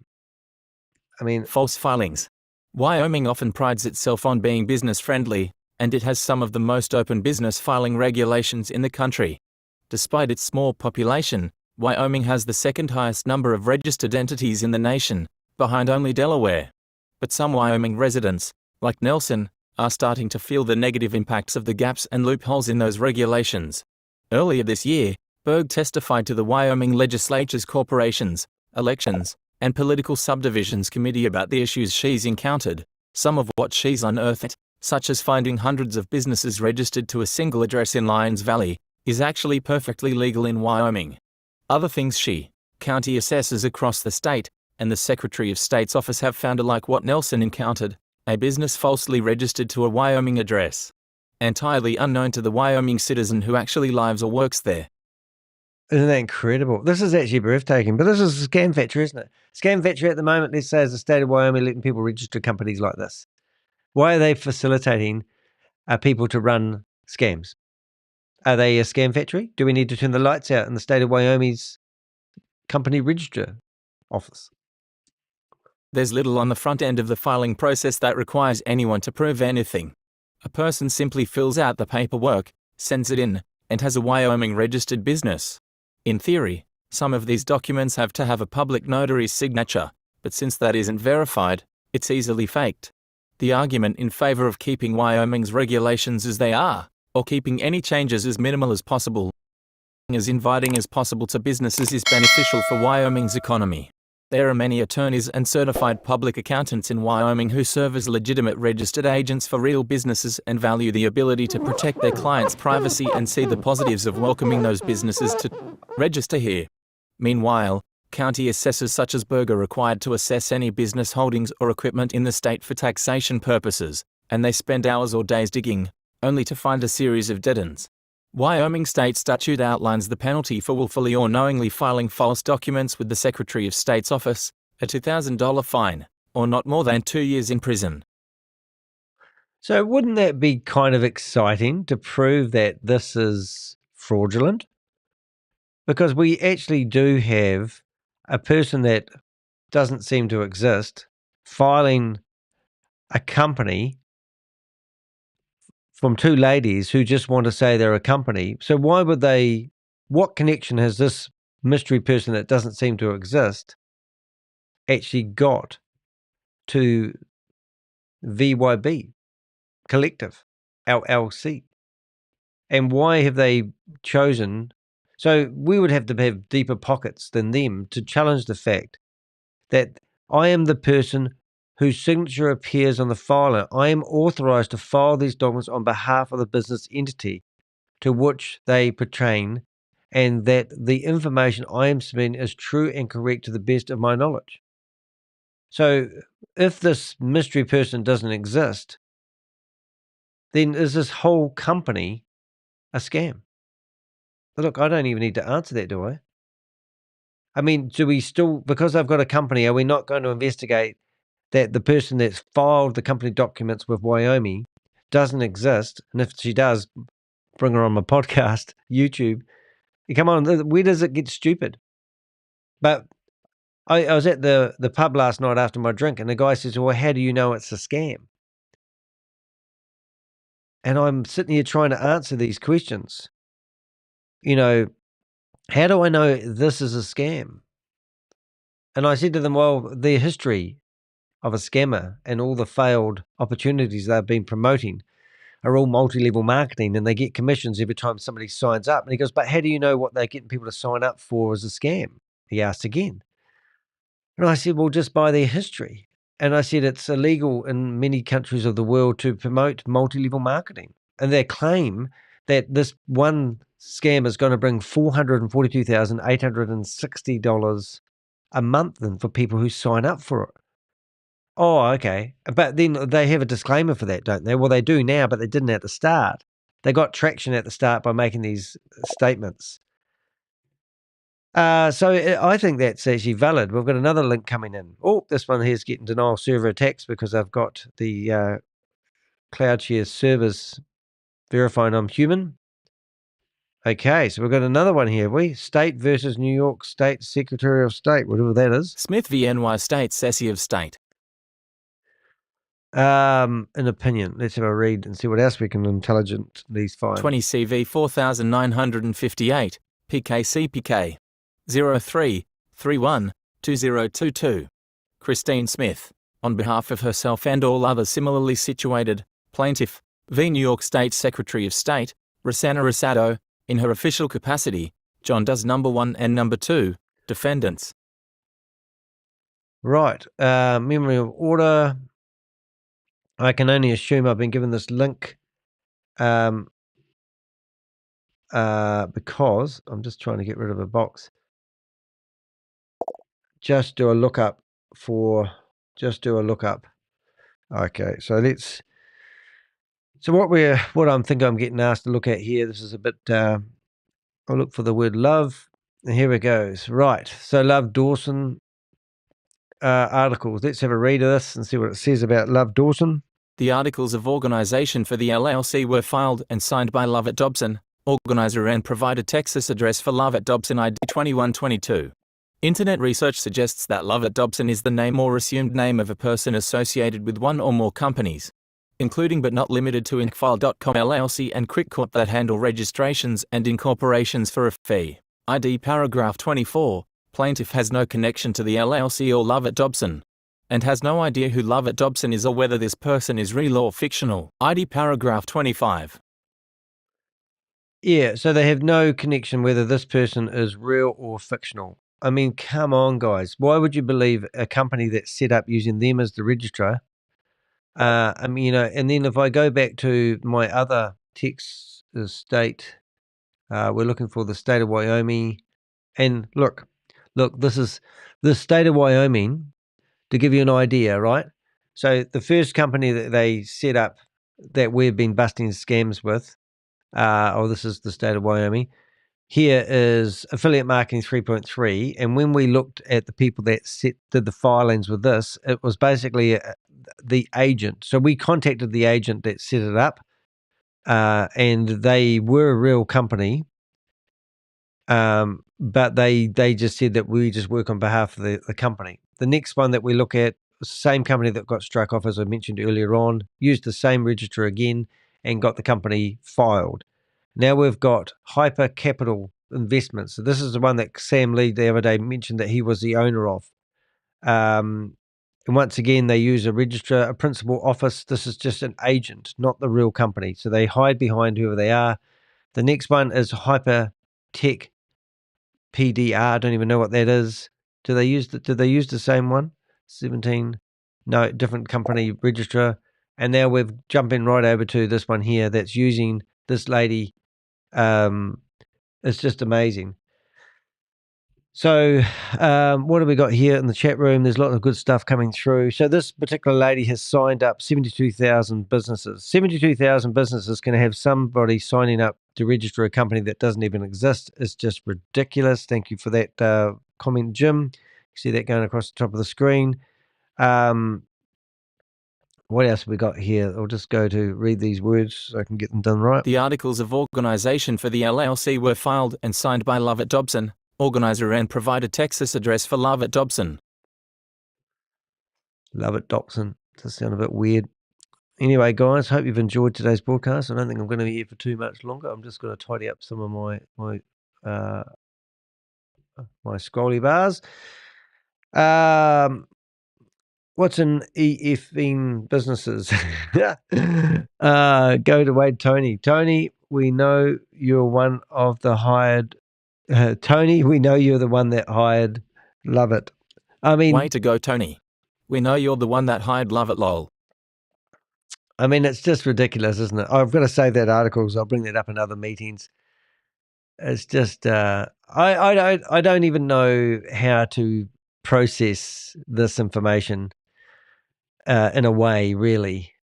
I mean, the amount of correspondence that we do, and like I'm just, like today's whole video was about the scam factory. They tuned out the lights, but are they the real scam factories? Was my question.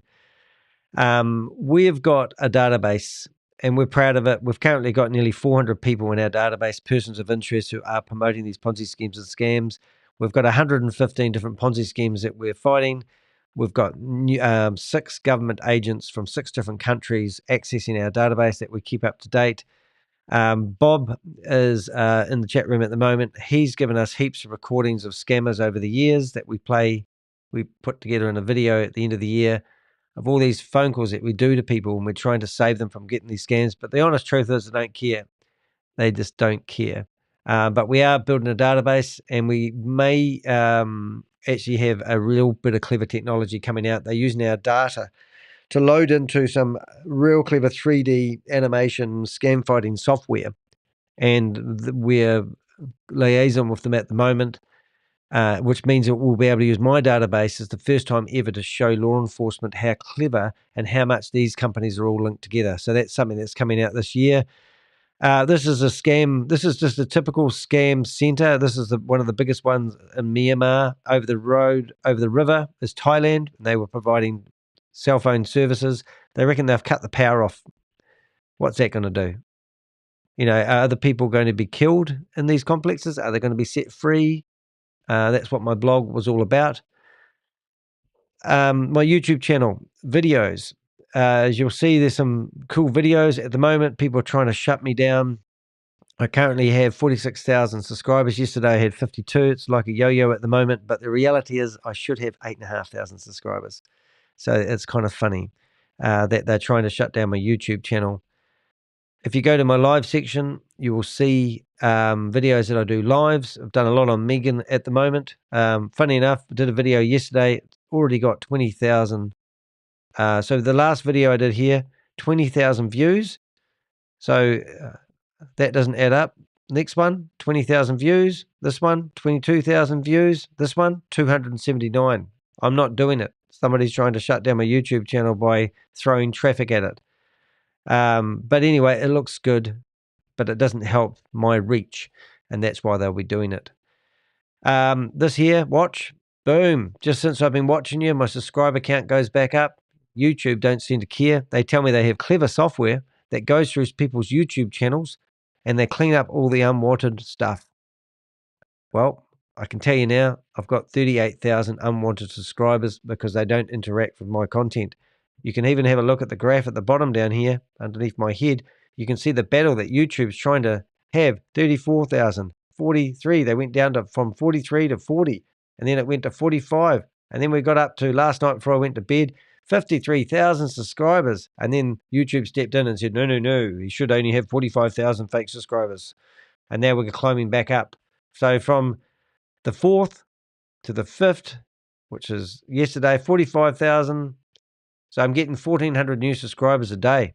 Doing really well, aren't I? Hey, and that reminds me, if you haven't subscribed, please subscribe. Make sure you're not a fake. The laughs of today was watching Move Quest, a fitness app where you get rewarded in tokens that are worthless every time you do fake steps. Oh, real steps. Their token price is now $8.34. It's gone down another 10 cents since we've been talking. We talked about James Blake, a YouTuber guy, famous, real deal. It couldn't shut down and stop people using his identity. This guy here, check him out. There's a great documentary, and he went and did. It's a very, very good article. And he's the real deal. This is his real Facebook account. Seems like a nice guy. Good on you, Blakes, for trying to do your best at exposing the real scam factories, which is obviously, in my opinion, Facebook and Instagram. They allow people to steal people's identities. We're showing you what we're trying to do about it. We're starting up building up a database of places that we can report. We had some victory with Fresh Desk shutting down Megan and Regan's support ticketing system. And then I rewrote to them yesterday saying, well, thanks for the short 24-hour period where you took down their ticketing system.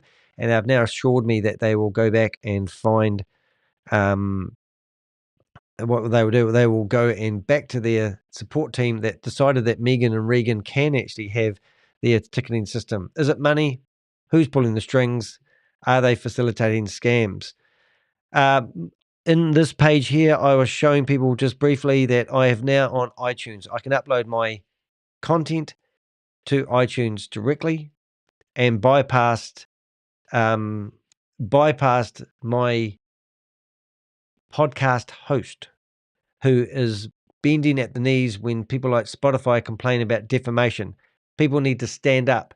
If you're going to claim that my videos have done defamation, then these companies need to tell me what part of my video was defamation and how can they prove I'm not giving true and factual information, rather than bending at the knees and going, okay, let's just remove the content because we don't want any controversial decisions. Now, you need to study up on the American law, which I am not a lawyer, but I know that Section 230 of the American law states that platforms that provide services to people like me will not be held liable for what people like me say. So I'm willing to put my name out there, my reputation out there, and tell people I'm quite happy to go to federal court and defend myself against my accusations. So you don't need to remove my content. But hey, if it's just easy to click a mouse and you're facilitating letting these scammers thrive by not standing up to them, and you don't have the balls to make that decision, then just keep doing the same old thing and I'll keep getting the same results. But if you want to show some real balls,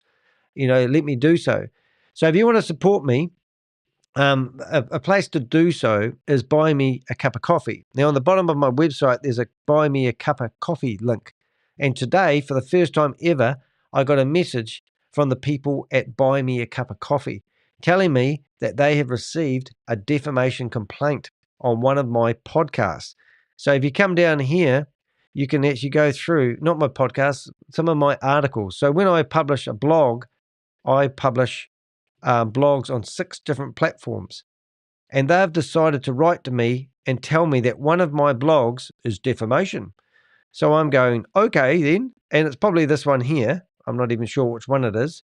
Rory Kanacha and Craig Watton, serial Ponzi schemer turned faked crypto recovery leaders. And this is apparently defamation.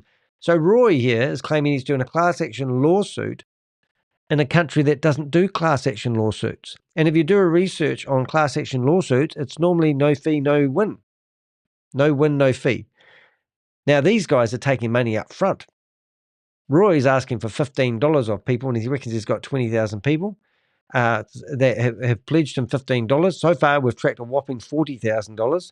Craig Watton, well, he decides if you've been scammed by $100,000 and you pay him 9%, he'll go and fight your battle for you, but he hasn't done anything for the last 5 years. So I've wrote about this on one of my blogs. This blog is on 6 different platforms. He's complained. So my Buy Me a Cup of Coffee people wrote back to me this morning and said, ooh, somebody's complained about defamation, Mr. DeHick. We better do something about that. So I used ChatGPT and I have a file. So if I was to come to this page here and I go to ChatGPT, I have a file on you, Craig Watton. And here it is over here, Craig Watton. And I've been keeping a history of all our correspondence. And when I go through all this here, you'll see that this is my reply to the correspondence that I've had with Buy Me a Cup of Coffee. Have a listen, Craig. Hi, Anna. Thank you for reaching out regarding the defamation and copyright infringement notice against my content on Buy Me a Coffee. I take such claims seriously and always ensure my reporting is accurate, fact-based, and in the public interest. Could you please provide me with the specific statements within my content that are alleged to be defamatory? Simply stating that a claim of defamation has been made is insufficient. I need to know precisely what has been flagged so I can respond accordingly. For context, my work focuses on exposing financial fraud, Ponzi schemes, and individuals who exploit scam victims under the guise of recovery services. The individual in question, Craig Watton, operates within the funds recovery industry, claiming to assist victims in retrieving their lost investments. However, based on extensive research and testimonials from individuals who have engaged with his services, There is no verifiable evidence that he or his associated companies have successfully recovered funds for victims in the past 5 years. Craig and his business partners claim to be pursuing a £34 million class action lawsuit against a known Ponzi scheme. Victims have reportedly paid an estimated £3 million in upfront fees to be part of this lawsuit. However, no legal action has materialized, and affected individuals have seen no returns. These are not baseless accusations, they are backed by evidence, whistleblower testimonies, and my personal investigation. Additionally, Craig Watton is currently under investigation by Ken Gamble of IFW Global, a well-respected fraud investigator in Australia. His operations have raised significant concerns among scam victims and financial crime experts. I am an independent journalist, and my platform serves as a public awareness initiative. I document my investigations into individuals and organizations involved in financial fraud. I do not fabricate claims or engage in malicious attacks. My work is based on factual findings and first-hand sources. If Craig believes my reporting is inaccurate, he is welcome to provide evidence to the contrary, rather than issuing baseless defamation complaints to silence legitimate concerns. Furthermore, Craig has a track record of attempting to suppress critical content through legal threats and platform complaints rather than addressing the allegations made against him. If Buy Me a Coffee values freedom of speech and investigative journalism, I kindly ask that you request tangible proof of defamation before considering any action against my content. For a more in-depth look at the systematic targeting of whistleblowers like myself, I encourage you to read my article, YouTube Termination of the Crypto Ponzi Scheme Avenger channel, a fight against scammers or a flawed system. I greatly appreciate Buy Me a Coffee as a platform, and I strive to adhere to all community guidelines. However, I ask that due diligence be conducted before removing content at the request of individuals whose motives may not be as transparent as they claim. Looking forward to your response and the specific details of the alleged defamation. Best regards, Danny D. Heck.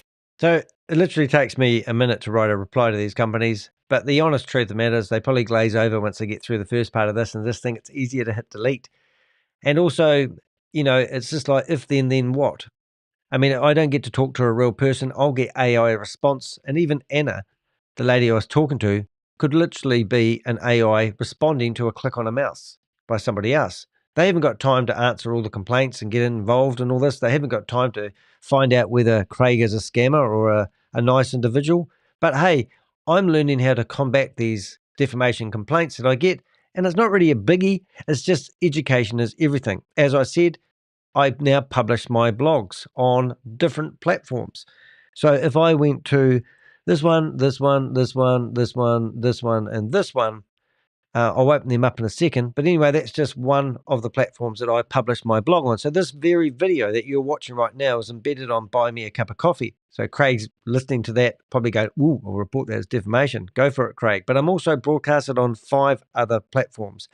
We've shown you that the state of Wyoming will register any company they like with fake names. We've shown you that companies have been struck off their own system for providing fraudulent information. 2 months later, they let the same companies with the same names re-register. It's ludicrous. These are scam factories. We can see filings of a new company, of VYB Collective Limited, and they reckon they are going to be limited liability company. So when it all goes pear-shaped and the $25 that everyone pays into the system, which is meant to be about $300,000 so far, and they produce all these claims and they change their marketing practices and don't talk about pyramids anymore, they're going to say they're a legitimate company registered by a person that has registered 7,200 other companies that doesn't exist. We've got articles showing how stupid the state of Wyoming are by letting people register these companies. If I wanted to register a company in New Zealand, I couldn't come up with a fake person's name with no proof of identity or livership. It's just ridiculous. So here we are, there's a fine. So at the very worst, they're going to get a $2,000 fine for providing fraudulent information. And here's a lady that they can't even prove exists.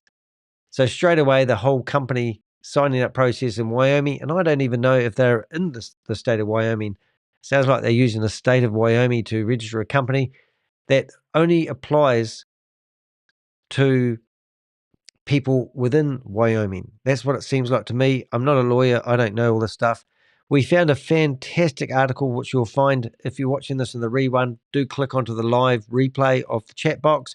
You can find these links, or literally search for that lady, the name of the person, is it something Dobson? I'm going to see if I can get that read. 1 second. Lovett Dobson. Lovett Dobson. Lovett Dobson, and you'll find numerous articles of other people that've had companies set up. We could read all these companies all day long, but you get the idea. Why do we have to have businesses? Why do people have to follow people like Megan and Regan? Why do people have to strive after that passive income that they all claim they want? It's just ridiculous. Thank you very much, Susie. You're so much on the keyboard there. So here's the article you want to screenshot and you want to read this. This is a court document talking about Lovett Dobson and how they are don't even signed by Lovett Dobson, a Texas address, the assumed name of a person associated with one or more companies. They're nobody. They're just absolutely nobody. This is just fake. It just annoys the crap out of me. What else have we got here? The state of Wyoming, and then we went through these already. And now I just want to show you my footprint a little bit. So if you went to Substack, you will find my blogs are on here. So Craig Watton, if you're watching this, you need to report to this platform. Okay, then you come to LinkedIn, which is something I really do like. I can tag content in here. I can't even bring up my own content, but I will be doing that in a second. Let's see if we can go here. So if you're on my LinkedIn profile and you go down and follow my activity, you can actually find that I am now streaming live on LinkedIn. There I am. Hello, Danny. Nice to see you here. And if you want to, you can also read the blog that's associated with this as well. So that's what I'm saying. My blogs are on LinkedIn. I'm live streaming onto LinkedIn at the moment, and I do actually I even like my own content. So it's actually quite cool. Also, as I said, I'm actually on Buy Me a Cup of Coffee, which is really, really cool. If you go there, I think I showed you that, though. You can see all my blogs, which are on their platform. I got to log in to do it, but I think you go /DHeck and you'll find me there. And if you want to support me in any which way or form, a cup of coffee is always nice. But if you go to post, you will see that I have a very large footprint on the internet, and you can actually see the article that I'm actually talking to right now. Thailand cuts power, scam factories, and here's my video, and here's the blog that I've just read to you today. The other one is Medium. Medium is a great way of posting content. So I also publish this blog and this video on Medium. So here we go. We're on Medium, and you can see my sad, solemn face, and hopefully you'll see my video. And once again, so that's Medium. And the other one I get a lot of traction on, which is really interesting lately, is Google's blogger.com. And it's the worst looking blogging website I've ever seen, I'll be honest. But it seems to bring me in the amount, quite a lot of different subscribers. So it looks nice, and I can't even embed my video very nicely, but now I see it live. To be honest, I've never actually clicked live preview, but it looks terrible the way it's positioned, but I get quite a lot of people subscribing. Oh, look, there's one of my old videos. It's very distracting. How to become a toy boy and help elderly ladies out. Have a read of that article. It was actually quite good. I was in a mall and a lady went like this, and I went and helped her, and she asked me for help to purchase some tickets to go to the Royal Ballet. And when I went to help her, she said, "Can we link arms?" The next minute, I'm walking through the mall, linking arms with this elderly lady, taking her to Ticketek to buy her some tickets to the Royal Ballet that she wanted to go see. She must have been 85 years of age. Had an amazing conversation with her on the way. She used to own a factory here in New Zealand, Christchurch, and the like. But I just realized this lady had just conned me into being her toy boy. And when I walked up to the ticketing desk to help her purchase the tickets, they looked at me to say, "Are you a younger man with this older lady?" And I felt like a toy boy. But I wrote a blog about it. I actually sat down in the mall, wrote the blog on my phone with my own two thumbs about the experience I had. And that's what blogging's all about. And that's what business is all about too, ladies and gentlemen, enjoying being in business. Don't buy into the hype of all this crap that people tell you that you can invest your money into their platform and you can, basically make a ton of money. All right, so what have we got? By the way, Andre Russell's previous businesses were also registered by Love It. So it's just, it is actually breathtaking, the fact that these companies actually do this. I'm just going to have a quick wee look here while I'm here, but I just want to file in name contains. I just want to see if we search for Love It. Why would a company want someone to have a fake name on the person that registered the company? Would it be because it's limited liability? And what clout does someone have who has a proper registered company? So I don't know if you get what I'm saying here. So what difference does it make if you're running a scam? Because it is all deception. It is like, what is the deception that they are hoping to achieve by having a registered company? Do I just go, oh, they're a registered company, the company office looks after all that? Who cares? Are these people providing services to scammers? Does the state of Wyoming actually help fight scams, or are they facilitating these scam networks? YouTube, allowing YouTubers to promote Ponzi schemes and scams via their YouTube channel. I could be in breach of YouTube's terms and conditions. As an advertiser, because YouTube use me to advertise all over my videos, they have some strict terms and policies. So I had my YouTube channel removed for 4 days because I uploaded a thumbnail that their IA couldn't identify whether it was public nudity or not. And straight away I lost my YouTube channel. And then they apologized to me and I got it back. I lost 4 days worth of income, $40. I'm broke. But YouTube said sorry. And this month I've got more money than I normally do, just over $400. Normally it's $300. So are YouTube facilitating scammers? Are they the scam factory? Zoom. I wrote to Zoom. I've given them a long, lengthy 13 videos of two ladies using their platform to promote Ponzi schemes and scams and multi-level marketing. Zoom come back and tell me to put all that information into a form. But Zoom have banned my email addresses. So I have to use my iCloud email address to communicate with them. I give them everything in one email because I've sent that email to them numerous times. They come back and tell me to put it into a form that I can't use on their website because they've banned me. I also need to log in to a Zoom account before I can post that information from memory, which would give away my identity for my secret Zoom account that I still can use. Are Zoom a scam factory? Are they a cesspool? Are they facilitating? Are they helping? Are they the getaway vehicle of bank robbers? There's other platforms. There's another one called Meet and then n.com. They were providing webinar software to billionaire minds. They want me to provide information from police people reporting a crime.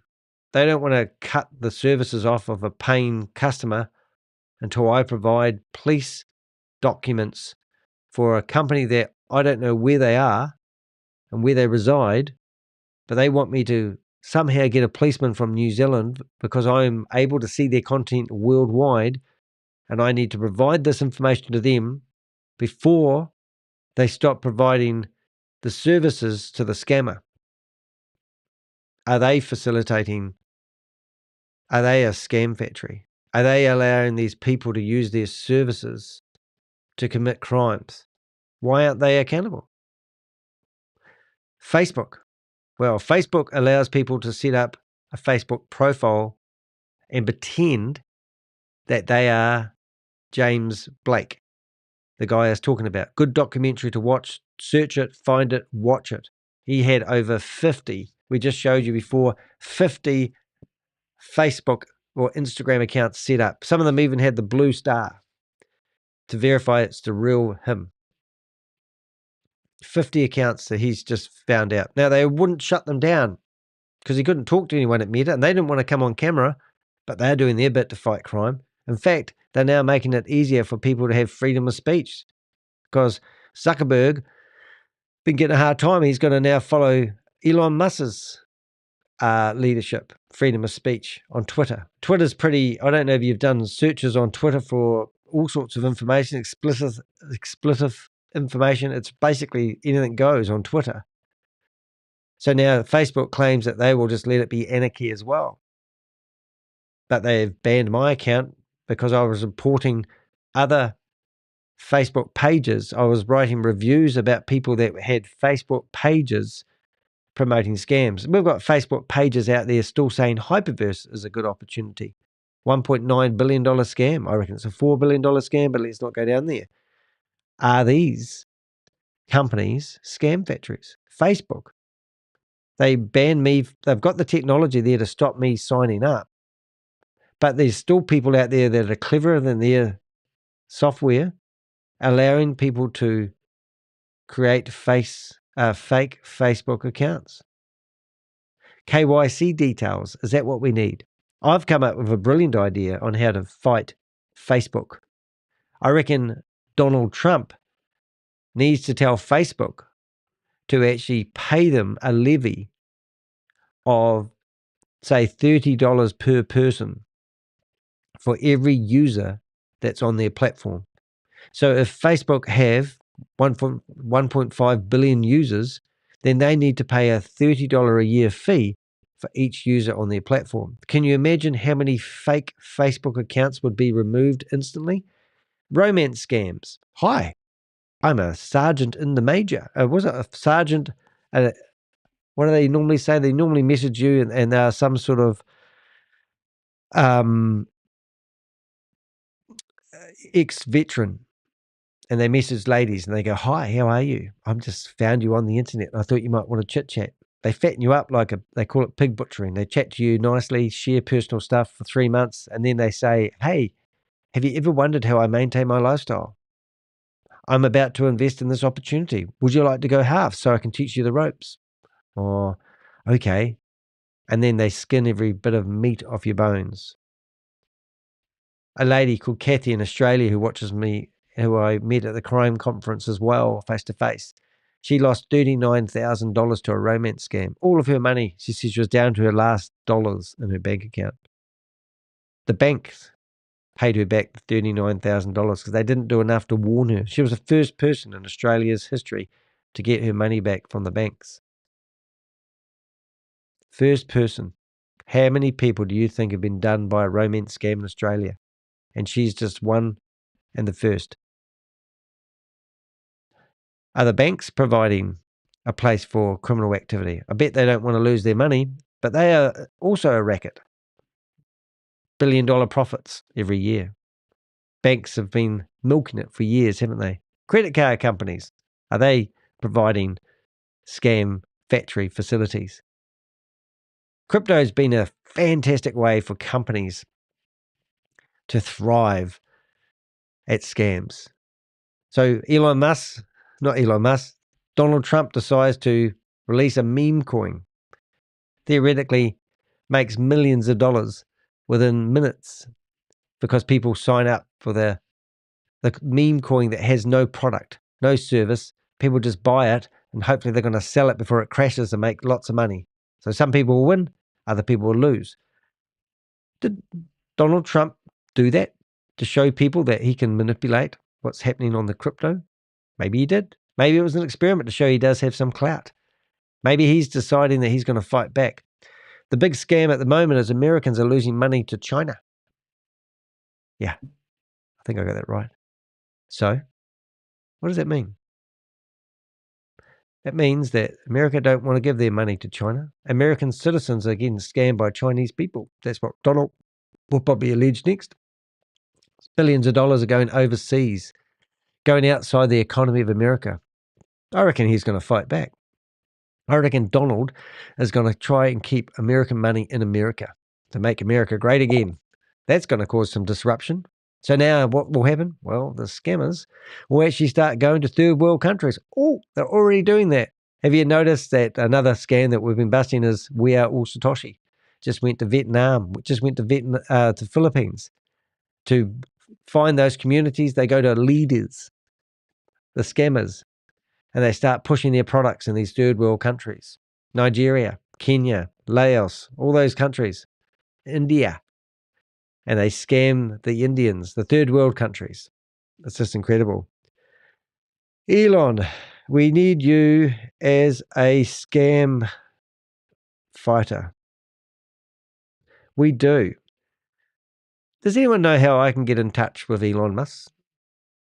How do I get a conversation going with him? Because I reckon if I used my database and showed it to him, I reckon if I was sitting with YouTube, Zoom, Facebook, Instagram, even TikTok maybe, and even the web hosting companies that host people's websites, I reckon I'll make a huge difference in 24 hours if they acted on what I suggest.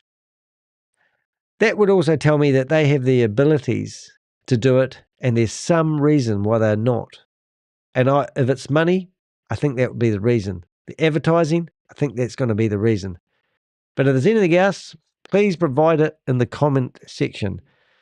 Hey, I'm not going to do Megan's broadcast. It's going to be starting in 34 minutes. I've had enough of her today, so I'll leave you alone today, Megan and Regan, but we'll look forward to seeing you in the chat room. Hope you've enjoyed my ramble today. It's Waitangi Day here in New Zealand, which is a public holiday.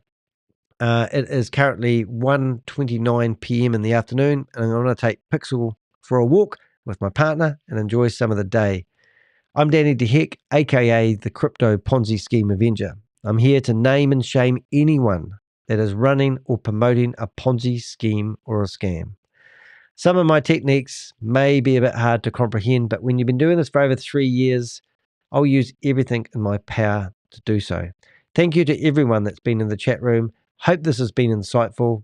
Special thanks to Susie, Jelly Snack, and we haven't actually seen the Queen of Karma today, but thank you everybody that's been in the chat room chatting away while I'm doing my rambles.